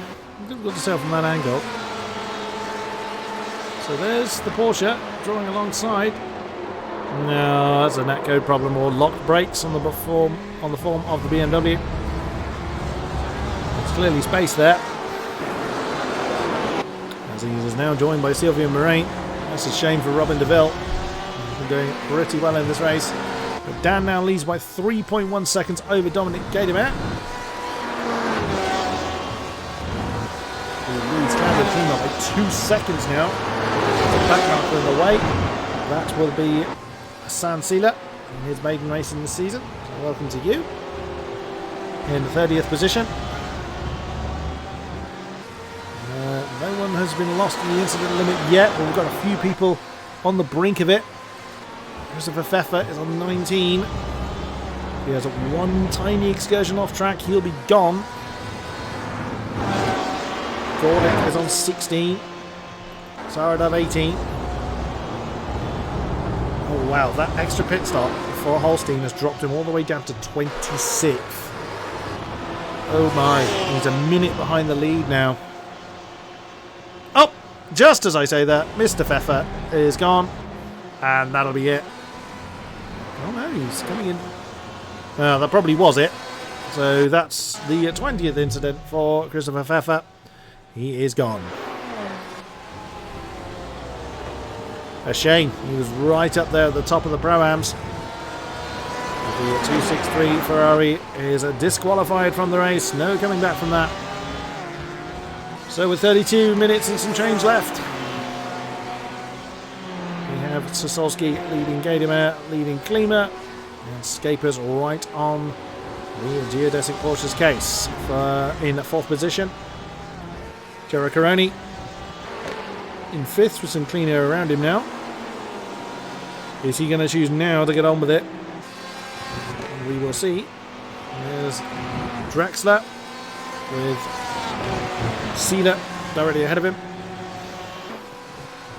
In 6th position, Timo Gorlick 7. One guy is really kind of spaced out now. Kanu Madsen still leading the Pro-Ams. He is 10 seconds behind Timo Gorlick and 4.5 seconds ahead of Alex Bennett. Alex doing a brilliant job in holding on to the second in class. That there. Who's the BMW that's there? Is that Duplessis? Yep, that is Alex Duplessis, who has been in the pits. Well, he's had a 3.5 minute pit stop at some point. Found himself a couple of laps down, unfortunately. And through goes Alex Bennett. Nicely done. And 3rd in the Pro-Ams is Daniel Page. And fairly spread out, he's 3.7 behind Alex. And our AMs still being led by Ben Hitchcock, who finds himself with some company there. That is Robin DeVille already ahead of him. Oh, look at that, that's Sarah Dove on the back of Regis Lamique. Beg your pardon, no, that's not Regis Lamique. That is Salo Christensen. I'll tell you, Salo Christensen, who's getting out of people's way. And giving a bit of slipstream to Robin DeVille. Regis Lamique is already ahead of Sarah Dove there in the Porsche. Flash of the lights there from people telling Matteo Salo Christensen to stay out of the way, which he dutifully does. Scapers is keeping the pressure on Klima. As we enter the last half an hour, you'll start to see the moves being forced a bit more. People starting to trying to get their elbows out a bit. As what's happened to Ben Hitchcock, Sylvain Moraine's gone past him now. He's going to have another crack at the Porsche. Different class, but is perfectly entitled to... Oh, that was close. Oh wow, Sylvain Moraine feels the need to defend coming into turn 6 against the VSR Ferrari.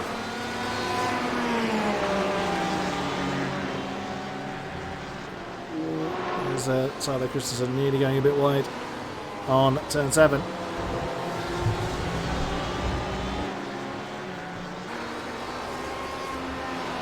So Ben leads Victor Matios by 4 seconds. It's been that way for quite a while. James Hall in 3rd position in the 390 Ferrari. That's Christoph Holstein trying to recover from having to make a second pit stop. Oh, what's going on with Salinar and Kleiber? Oh, wow, side by side into turn 5. 2 BMWs. Oh, Salinar not happy about that. Look another look at that. What was he not happy about? There they are side by side, plenty of room between them. Oh, that'll be what son-in-law was not happy about. Clyber misjudged that one a little bit and bounced off of the big box 348 BMW. Looks like he may have caused some damage as well. So 1.5 seconds between the two, so son-in-law may not be too happy about that. We will see. Oh, James Hall is round. I'm just mentioning how well he was doing in the AMs. There was... well, that's Holstein that's gone past him. Going up to the last turn. Oops. We saw he got sideways going into that last turn. Spin that one round. We're going again down in 25th now for the 390 car. So that means third in the AMS is now in the hands of Daniel Lindholt, the LM Connection Porsche. James Hall, just seen in the background there, that's 2.8 seconds behind. So he's got 27.5 minutes to try and recover out there. He is. So he could well do it. Plenty of race to go. Van Arnase and McFall have swapped round into the carousel. It's not a commonplace you see action going on. Let's see what's happened here. That's down into turn 8. Oh, the Porsche's gone deep. Yeah. Oh, very nice. Callum McFall. The 205 car. Very opportunistic move from the Privateer 205. Very nice. Still escapers on Klima's case.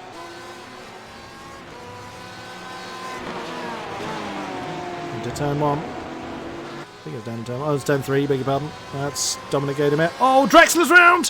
What has happened to Mike Drexler? Oh, wow, he hit the wall pretty hard there. Let's just go back a little bit. That's off turn 1. There's Caroni. Oh, he ran that little bit too wide. Oh, huge damage to the 189. Ouch. There's Alex Bennett going through the shot. Oh, that's going to be problematic for Drexler. He's pressing on anyway. Let's see if he's able to limp that one home. 32 cars remain from our starting 45. Ooh, that escape is getting a bit twitchy.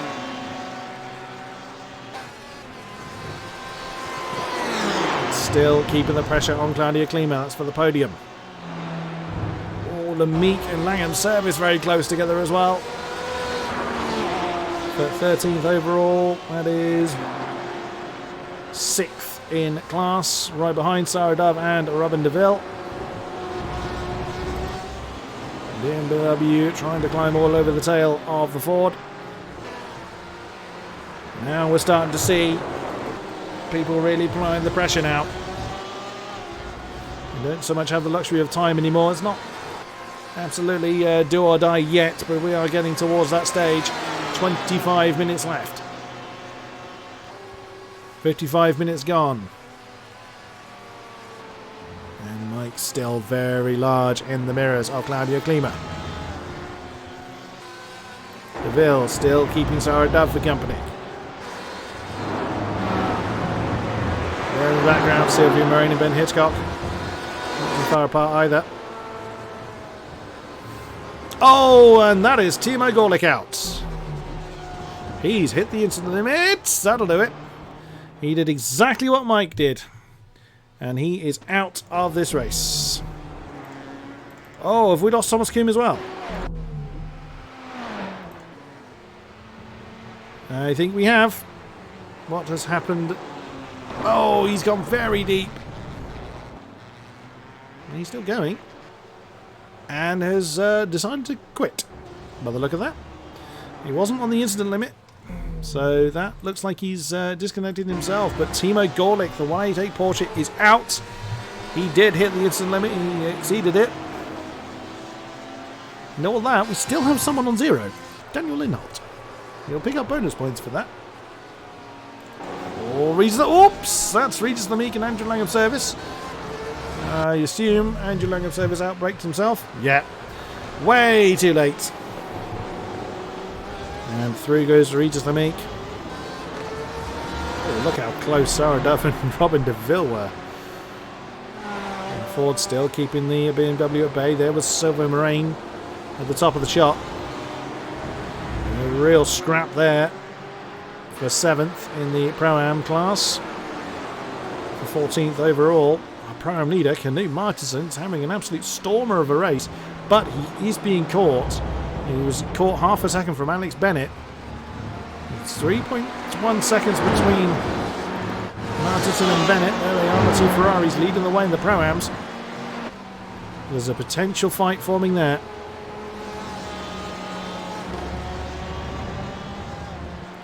We will see if Knut is able to pick up the pace a little bit. Certainly Alex Bennett has really gotten on that. Let's have a look at Mike's lap, because it was 2:22 last time, which is when he had his accident. A 2:01.9, so he's losing about 1.3 seconds off the leaders now with the damage to his car.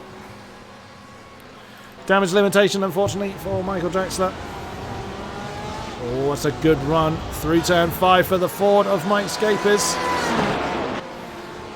Can't get close enough to attack into 6. Oh, Matthias and Hoppe side by side coming down into turn 1. That's not so much for position, and Matthias lets Jeremy Hoppe through. Oh, Flavien Foku is gone for an excursion. Oh, wow! And with the just raw momentum he had, he slams into the wall, and that is the end of the 291 car. This circuit claims another 31 cars remain. No, sorry, less than that. I think he's going to leave us 30 cars. Still, the battle for third rages on. DeVille and Dove still fighting. That is Langham Service at the bottom of the shot. Hitchcock is still with Sylvia Moraine. That's the AM leader, although he's not fighting an AM car. That would be Victor Matias, who is 3.6-ish seconds behind. So I think Victor's been gaining a little bit on Hitchcock. Oh, what's gone on here? That's Mike and Klima side by side coming down into turn 1. Now the Ford is turning up the heat on Claudia Klima. The geodesic Porsche defending the inside line coming into turn 3. Let's get on the nose of Scapers, goes for the wider line. The Porsche trying to defend the inside very early. And that's going to draw them side by side as they come down the long straight, heading towards turn 5. Is this going to be advantage Mike? Can he slow it down? Answer is yes, he most certainly can. Oh, parks it perfectly on the apex. Klima had nowhere to go. And that is third for the V3 Racing 196. Turn 6. Now Mike's got to try and get away from Klima. He's had the pace to certainly keep up with the Porsche. There was Jared Caroni. So Jared's still in a decent position, just not on the front. The carousel, Klima staying right with Scapers.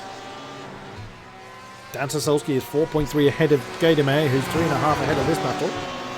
The top two are pretty comfortable unless they end up flying off the road themselves. Mike Drexler and McFall have to be very, very careful. They're on 19 incident points apiece. So they are staring disqualification in the face, rather. We'll see how they're able to handle that. They've got 19 and a bit minutes to do. On they continue nonetheless. Regis Lemeek's got some company down there, the form of Andrew Langham Service, Sarah Dove and Robin DeVille. That is for 5th, I think. 6th. Regis Lemeek is 6th in class. And that's a big old scrap waiting to happen there. The 298 Big Blocks Racing Porsche fends off the 214 Alpine Stars Geodesic Racing BMW. In turn, he's keeping the 200 AOR Hime forward behind. The 279 Privateer BMW or Robin DeVille. He's had a pretty strong race today here at Road America. Langham service was very close, but didn't get a very good exit from that final turn. There's Klima on the tail of Scapers once again. He's not willing to just let the Ford dance off into the distance. They are slowing each other down. They're in the 202s now with this battle, but no quarter given now.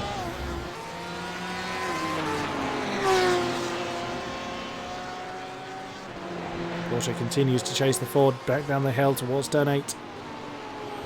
And this is allowing Gerard Caroni to close in as well.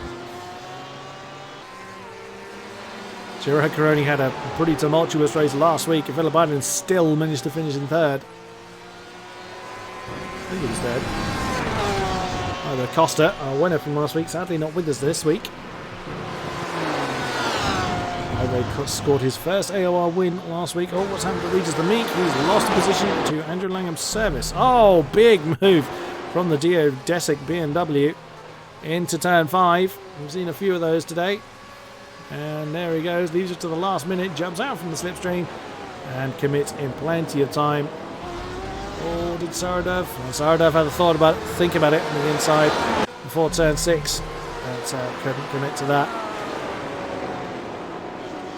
As I thought, big scrap for me there was James Hall on Daniel Lindholtz. That is for third, I think. That's so look at where that is in the AMs. It's got leads. Yeah, that is indeed. That's for the bottom step of the AM podium.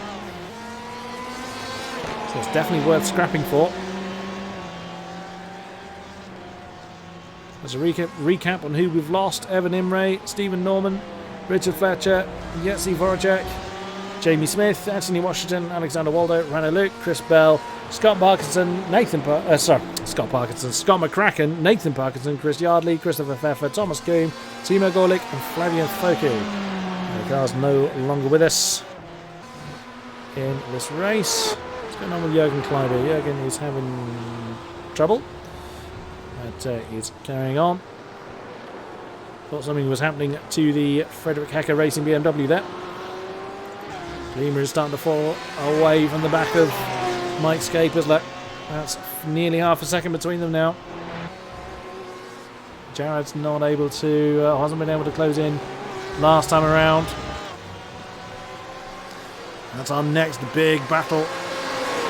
Langham service, Lemieux, Dove and DeVille. 2 L's and 2 D's. There, going out the bottom of the shot is, I think it was Alex Duplessis? No, it was Hassan Sila. Oh, that's Lemieux. That's gone way too deep into that turn 5. Yeah, and he had to bail on that, otherwise he's going to slam into the back of Langham Service BMW. That's dropped into the back of that particular train. Oh, there's so many people so close to the incident limit, and that's put Regis another couple of points up. He's on 17 now. As is Langham Service, Dove on 18, DeVille on 14. Not actually many people with single-digit incident points. No one on 0. Daniel Lindholt was the one holding that. He's now got 4. Which is pretty impressive considering. Where are we then? Less than 15 minutes to go. Down Sosowski continues to stretch his legs. There is Jürgen Kleiber. There in the background, you can see Dominic Gaidemet. It was not a good day in the office for Comrade last week. Oh, look how close Scapers and Klima still are, but Klima's just falling away from the Ford now. What's going on with Jeremy Hoppe? Oh, Holstein's gotten past him. There's a Holstein on a damage limitation drive. All he can to make up as many as he can before the checkered flag falls. Now up into 18th spot. There he is. The 109 Porsche. I don't know why he had to take that second pit stop. I'm assuming something didn't happen on the first because his car looked fine. Strange but true. There's that pack of 4. There it is. It looks like a pack of 5, but that is Hassan Sila in the middle of it. Oh, we've lost Callum McFall. We've lost the 205 Ferrari, and that's why. Too deep, and he knew it. He parked it. Another one falls to the dreaded incident limit. Callum McFall from a 3rd or 4th in the Pro-Ams. Oh, what a shame. That's Sila getting out of the way. Oh, he's going to slot right in the middle of that pack. He's not doing anything wrong, it's just unlucky. Nicely navigated by them all. He needs to stay really on the outside of that pack and let Regis through, but I mean, it's difficult to pass on the corner at the best of times. And he slots to the inside, nicely done from Hassan Sila. It's going to cost Regis a little bit of time, but I don't think he'd be too upset by that. And once again, DeVille is getting very, very close to Saradov. He's lost a bit of time on Langham's service ahead of it. About a second separates the Ford from the BMW, the geodesic BMW. Speaking of geodesic, Klima, looks like he's he's staring the pig in the face. Mike defending the inside line, coming into that turn 5, and now the Porsches are going to try and cut underneath Mike. Oh, Mike was not having any of that. He slams the door shut as they come into turn 6, tries to park on the apex, can't quite get the turn in he needs. He's going to be able to sweep through 7, okay. But Klima now really starting to put the pressure up. Well, you can try and move down there into turn 8. It's difficult braking zone because it is downhill. And again, they're just leaving Caroni out to dry. Caroni's got nothing to worry about behind. Drexler is the next car down the road in class, and he is about 20 odd seconds behind him. So, actually more than that, it's 26 seconds behind. So Caroni's got nothing to worry about position-wise. But on they go nonetheless. And after all that, Klima's lost that half a second again to Mike. And as we've just seen, don't expect that one to be finished just yet.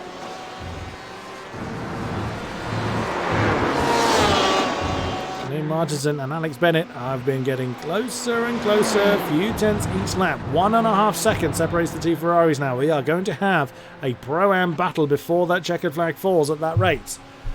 Canute pretty comfortable on instance, he's only on 7. And Alex is on 9, so they haven't got a lot to worry about in that department. Unlike Mr. Drexler, 2 cars behind them on 19. Race to forget for the Huber Racing Esports star. What can Klima do? He claw back that half a second. He was much closer last time around. Oh, what's happened to Moraine? Nothing. It's just Holstein's gone past it. Up to 15th then for Conrad Gaming Porsche. He still has one of the fastest laps of the race to his name as he gets stuck behind Hassan Sila. Sila trying to get out of the way as Holstein grabs a bit of slipstream off him. He's got 6 seconds near enough to gain to Regis Lamy. And not a lot of time left to do it. Less than 10 minutes to go. There's a flash of the lights. Once again for Sila. There's that 4-way pack that Holstein is aiming for, but as I say, he's got 5.8 seconds to close into them. And less than 10 minutes to do it. It's about 5-6 laps to go. That's Morgan Valanace, who's on the same pace as that pack of 4, so he's got nothing immediately to worry about from them. And that pack of 4, again, just one mistake will shove the pack around. Reads the meat, seems to have got back into his rhythm again. Oh, what's happened to Ben Hitchcock? Jeremy Hoppe is, he's not happy about something. What happened with Ben Hitchcock? Well, there's Jeremy Hoppe in the 282 BMW behind him. Oh wow, that's a huge move. He was a long way back. A new stick. I really think Ben Hitchcock's got a really to flash his lights about. It was a big move, but it was He committed to it early enough, so I'm not sure what he's flashing his lights about that. Well, closing stages of this race then. 5 laps remain here at Road America. Dan Sosowski leads by 4.9 seconds over this man, Dominic Gademan. In third, you can see in the top of the shot, is Mike Scapers. Klima directly behind. That is Jürgen Kleiber in the BMW lap down. Then it is a Gerard Caroni. He just really has not been on the pace today. Not every track suits every driver. But as we saw plenty of time last week, anything can happen. Mike has got to be a bit careful. He's on 16 incidents. If he has a big shunt, if someone clouds into him, he will be gone. So it is not all over yet. Oh, Langham Service and Saradava swap round. What has happened there? That's what's happened. Andrew's gone way too deep at turn 3. And given the lead of that particular train to Saradov. She's now up to 11th. That puts her in 5th in class. A decent drive for Sarah. Again, got to be careful. That puts Andrew Langham Service on 19 incidents now. He does, if he repeats exactly what he's just done, he will be disqualified. As soon as they hit 20, that is it. There is no coming back from it. 28 cars remain from our 45 starters. Sylvia Moraine has lost a spot to Jeremy Hopping. There's a flash of the lights there. Oh, look again. Oh, as Jeremy's slow through that turn 5. There goes Hoppe. No, I thought there was flash of the lights there from Sylvia Moraine, but it wasn't. It's just that camera angle. Ben Hitchcock hanging right in there. There's Victor Matios. So we could have a hand battle before too long. It's been no class battles. That one's still looming. And again, it's each time I look at the lap times between Canute Martinson and Alex Bennett, they are a couple of tenths in Alex's favour. And I think we're going to see the same again. It's less than a second between the two Ferraris. 2:01.5, well actually 2:01.5 for both of them. There's 4 thousandths of a second to Canute's favour that time around. But there's a definite battle forming there. Canute's going to hold on for another 6 minutes. As a reminder, it's a timed race, not a lap count. So no more than 4 laps to go. Still battles to be decided. That's DeVille on Langham Service for 12th. For 6th in class. Stream on down towards turn 3. That was where Langham Service was having his trouble last lap. Can DeVille do anything about it? Not really. He's a little bit too far back. Unless he has one of those big dives that we've seen a few times from Jeremy Hoppe today. And doesn't go for it. Again, he's very mindful of the instant limit. They're allowed to go on that rumble strip. That wouldn't have caused another point. There's a few kind of exceptions to wandering outside of track limits. Those rumble strips, depending on which track and which rumble strip, you can run on without incurring a point. It's very, very close for DeVille now. He's had a good run through the last few turns. Just needs a decent exit from. That's actually a good demonstration of the different lines. You saw Langham Service taking a bit of a wider line through the carousel to try and maximise his exit, whereas DeVille was taking him sort of safer but slower, tighter line through that same turn. About 1.5 seconds up the road is Saradov. So still plenty to play for in that particular pack. 4 minutes 20 left. We should get 3 laps out of that. Oh, Bennett is within half a second of Canute Martinson. Canute lost about 7 tenths last time around. Canute's been leading the Pro-Am category all race long, and that is now in jet with the 250 car of Alex Bennett. He has been at the back of that AOR yellow 220 for a long time, edging closer and closer and closer. And now is his opportunity. Knut has got 3.5 minutes to defend. It's going to be around 3 laps. There or thereabouts. It's a long time when you've got some... Oh, Philip Salinar has had trouble. What has happened to the 348 car? He unsettled himself in the middle of the carousel. And into the wall. Very, very easily done. Back to our Pro-Am League battle. Knut still fends off Alex Bennett. Where is Sosowski? He has started another lap with just under 3 minutes to go. We are on our penultimate lap here in Road America. That's not the battle I was aiming for, but that is Daniel Page on the back of Michael Drexler.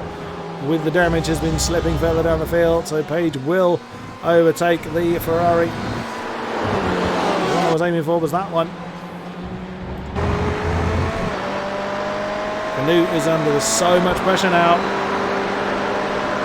to fend off Alex Bennett. It's going to be so hard with Alex very much in the slipstream of Knut. Stream on down towards turn 1.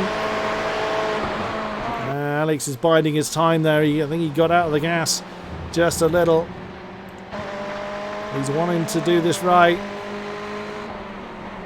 He wants to attack at the right time, not just any time. To turn 3, Knut's done that pretty well. But Alex is within 0.3 of a second. It's not quite now or never, but he's only got a couple of opportunities down there into turn 5. Is Knut going to defend the inside line? No, he sticks to the racing line. Oh, that's going to be very close. Alex goes for the move, but can Knut get the momentum he needs? He's wide on turn 5. Nearly. Oh, they do touch as they come back up the hill. Alex will have the inside for 6, but Knut wants to hang on to the inside for 7. Decent exit for both of them through turn 7 side by side. Can Knut just nudge back in ahead? He wants the inside with the carousel, really. He's going to try to string around here. The outside of 8 still nose ahead of Alex Bennett. And into the carousel, and Knut does indeed maintain the Pro-Am lead. He's got to do that all over again next time around. And of course that attack into turn 1 is going to be very dangerous for Knut. There is down to Solski. He starts our 40th and final lap. Knut, 6th overall. There right behind you saw Drexler and Page. Page still yet to find a way past Michael Drexler. I doubt Michael's going to hold him up a great deal. They're not in the same category. Drexler in the Pro category, Page in the Pro-Am. And Drexler has that dreaded incident limit looming. He's on 19 of them. Around the final turn. Oh, Knut was wide. That's an opportunity for Bennett. He is gaining. Surely now this is going to be an opportunity for the 250 car to make a move into turn 1. There you go. Has a look on the inside. He's looked a little early. And no, he wasn't close enough. Oh, there, right behind is Daniel Page. Oh, well, Drexler feeling the need to defend, so he's not willing to just let Page go. And the checkered flag is out. Through turn 3, this is one of the most dangerous spots. Wrong way. One of the most dangerous spots to Knut then. This is a great opportunity for Alex Bennett. It's the last opportunity he's got to make that attack into turn 5. Surely Knut's going to defend the inside this time.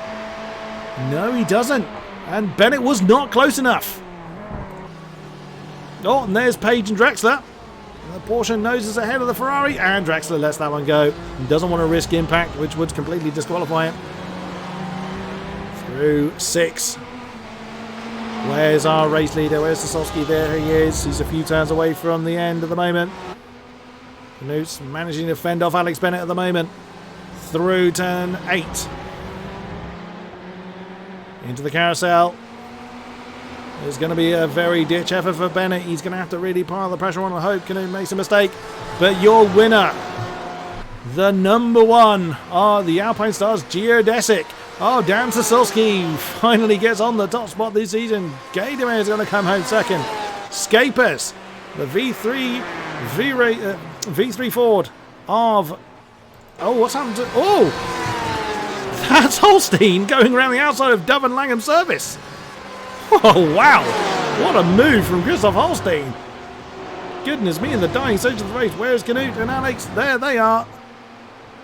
They've already crossed over the line. No, they haven't. They're just about to. Final turn. Klima 4, Caroni 5th. So Caroni has finished off the podium this time. And it does look like Canute is just about going to take the Pro-Am victory, but only just, from Alex Bennett. What a great move that was from Christoph Holstein. Oh, and there is Page and Drexler. Van Anes is going to come across the line. There he is. Here comes Holstein. He finishes in 11th overall in the end. Goodness me. What could have been for Mr. Holstein.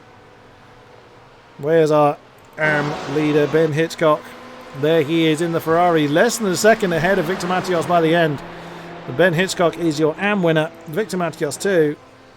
Where's the Daniel Lindholt? There he is.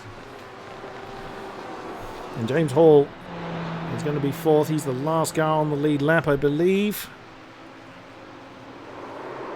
Oops, that's someone that spun ahead of them. Or someone that has had a bit of a problem. Can't see who. It's a Ford. Well, there's some of the engine there. Ah, no, that's Matteo Sala Christensen. As James Hall comes across the line. He's being chased by one of the VEC Ferraris. Is that Gaillard? Yep, that's Philippe Gaillard. Well then, your confirmed result before any steward's intervention. Dan Sasolski taking the win for Alpine Stars Geodesic Racing. Then it is Gaydimer, Escapers, Klima, Caroni, Martinson just fending off Bennett for the Pro-Am win. Page, Drexler, Van Anes, Holstein, Dove, Langham Service, DeVille, Lemique, Hoppe, Hitchcock taking the AM win. Matios in second there. Then Moraine, Rolou. We didn't really see Rolou all race long. Lindholt, Hall, Kleiber, Salinar, Cedar, Sala Christensen, Gaillard, Duplessis.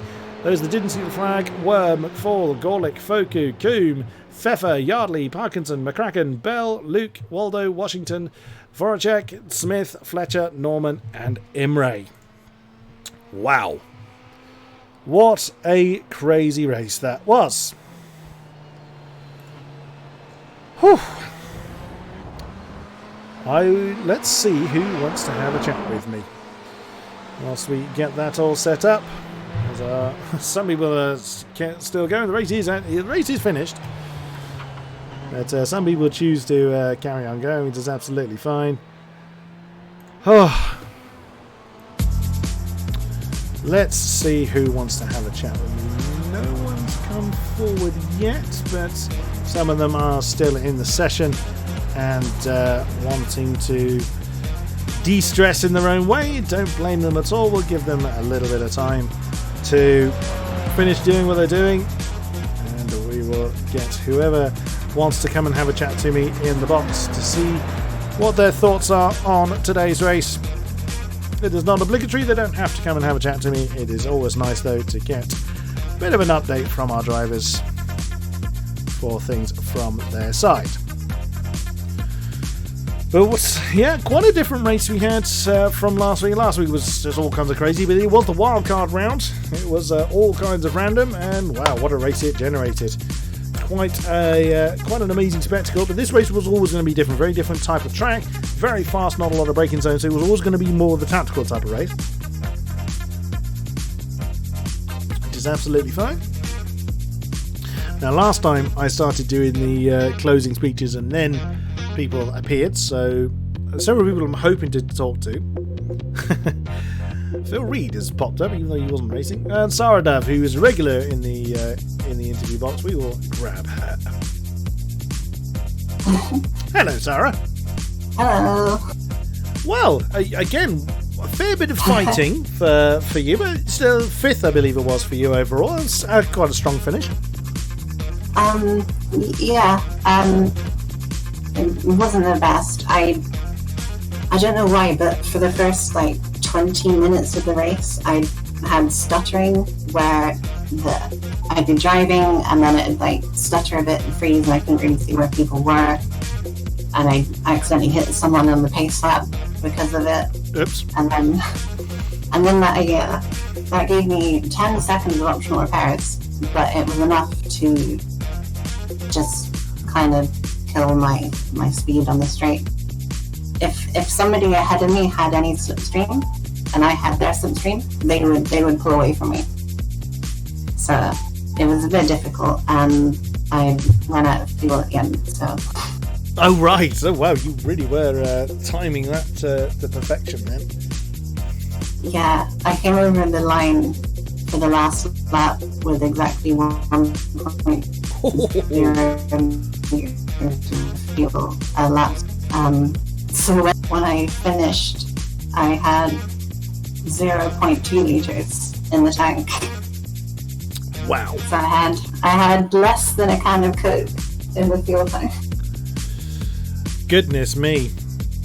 So with this, with Road America obviously being a rather different race to what we had last week at Phillip Island, were you confident coming into this particular round, or again, as we tend to discuss, taking things as they come?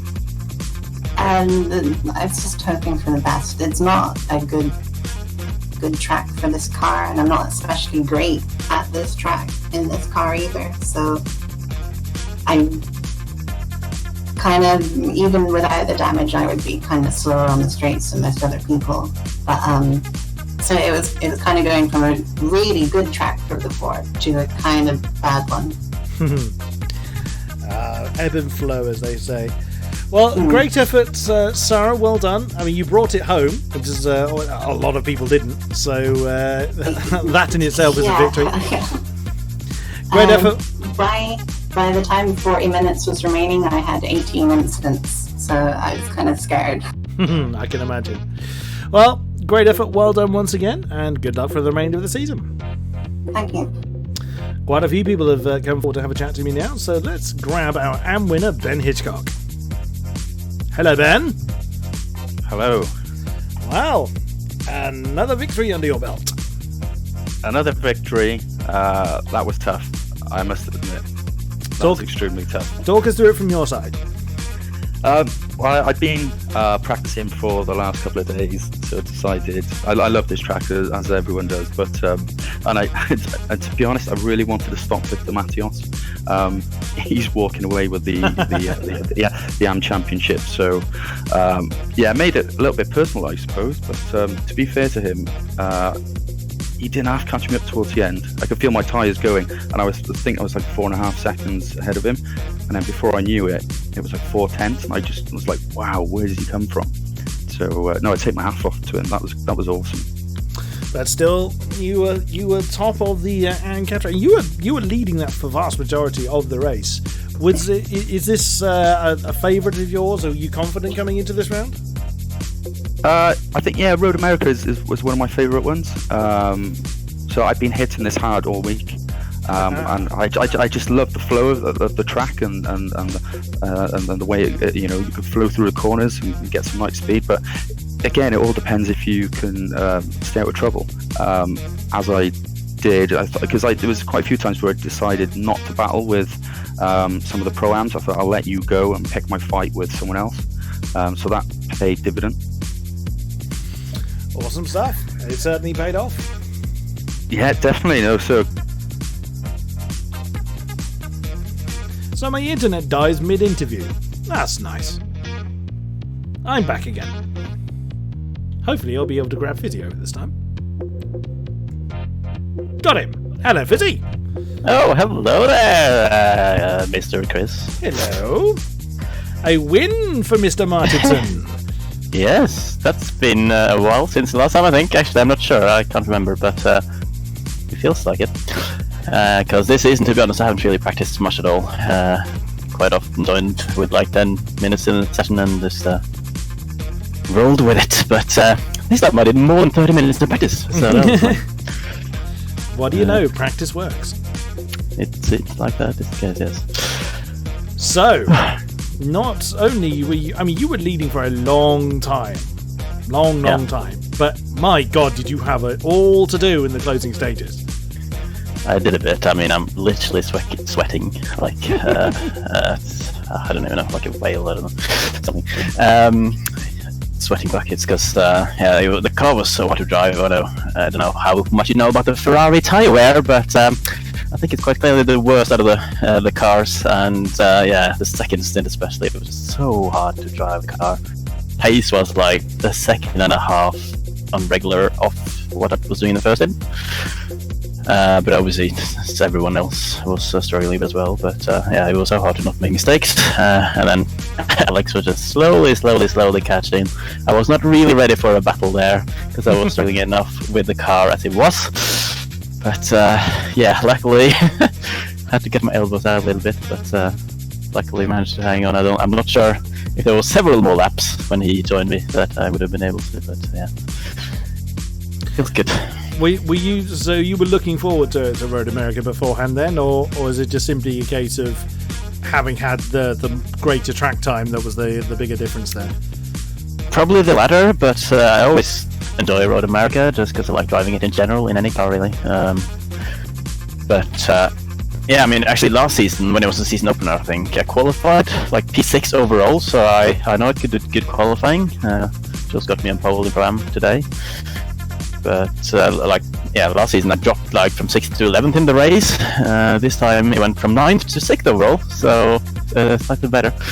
I'm happy to not have a total meltdown by fast team. And your traditional low incident count as well. Was it really? Actually, I thought I got like 4 or 5 pretty early on, but I probably. I think unfortunately. Didn't get to that. I've left the session now, so I don't know what I think your incident count was one of the few that was close to you, if not in the single digits by the end. Yeah, okay. It was 11, but I'm not sure if I got 1 or 2 after the checkered flag. So maybe it was under. Yeah. Great effort, Canute. Well done on the win. Very deserved. And Thank you much. I'm sure we'll see you in the box again. Yeah, it was a nice experience. We're back in the box for the first time in quite a lot. As you probably know. Okay, see you later. Indeed, see you again. Let's have a chat with Mr. Scapers. Hello, Mike. Hey. Well, on the podium, sir. Yeah, no idea how I did that, but happy to be there, I guess. Well, indeed. I mean, the last couple of races really have not gone your way. Has the Angry Birds pig been a bit of a bad omen for you? It must have been, I guess. Nah, Daytona was a bit shit. I had a lack of practice, so I started at the back and then I got collected by someone on the oval section, no idea how. And then Phillip Island was, I don't know, my quali was really good. And then I kept making mistakes. Yes, I seem to recall you had a bit of a spectacular death last week, but then you were not the only one. Let's be quite fair about that. It was quite a unique collection of circumstances on that track. It was no one knew it, and it was dark. I mean, I practiced in daylight. I knew it was going to be dark, but there are no visual references anywhere. Like, you have some brake markers, that's it. But, they're really tricky. I kept forgetting where I was. Even the Nordschleife is easier at night. Oh, wow. Gonna say it out loud. That's going some way. Well, it's good to see you back on the podium, Mike, and let's look forward to seeing you back there as the season progresses. Yeah, I'm gonna try. Hope my Ford allows me to, but I'm gonna try. Good effort. Well done, and see you again soon. That is going to be it for this evening. Thank you very much to those that have been with us throughout the stream. A great pleasure to have you with us. Thank you very much to our sponsors. Without you guys, AOR would not continue to grow. And we will, of course, be back next week for more AOR action. But there's plenty of racing going on in between then and now. So do check in with us then. Thank you very much, and good night.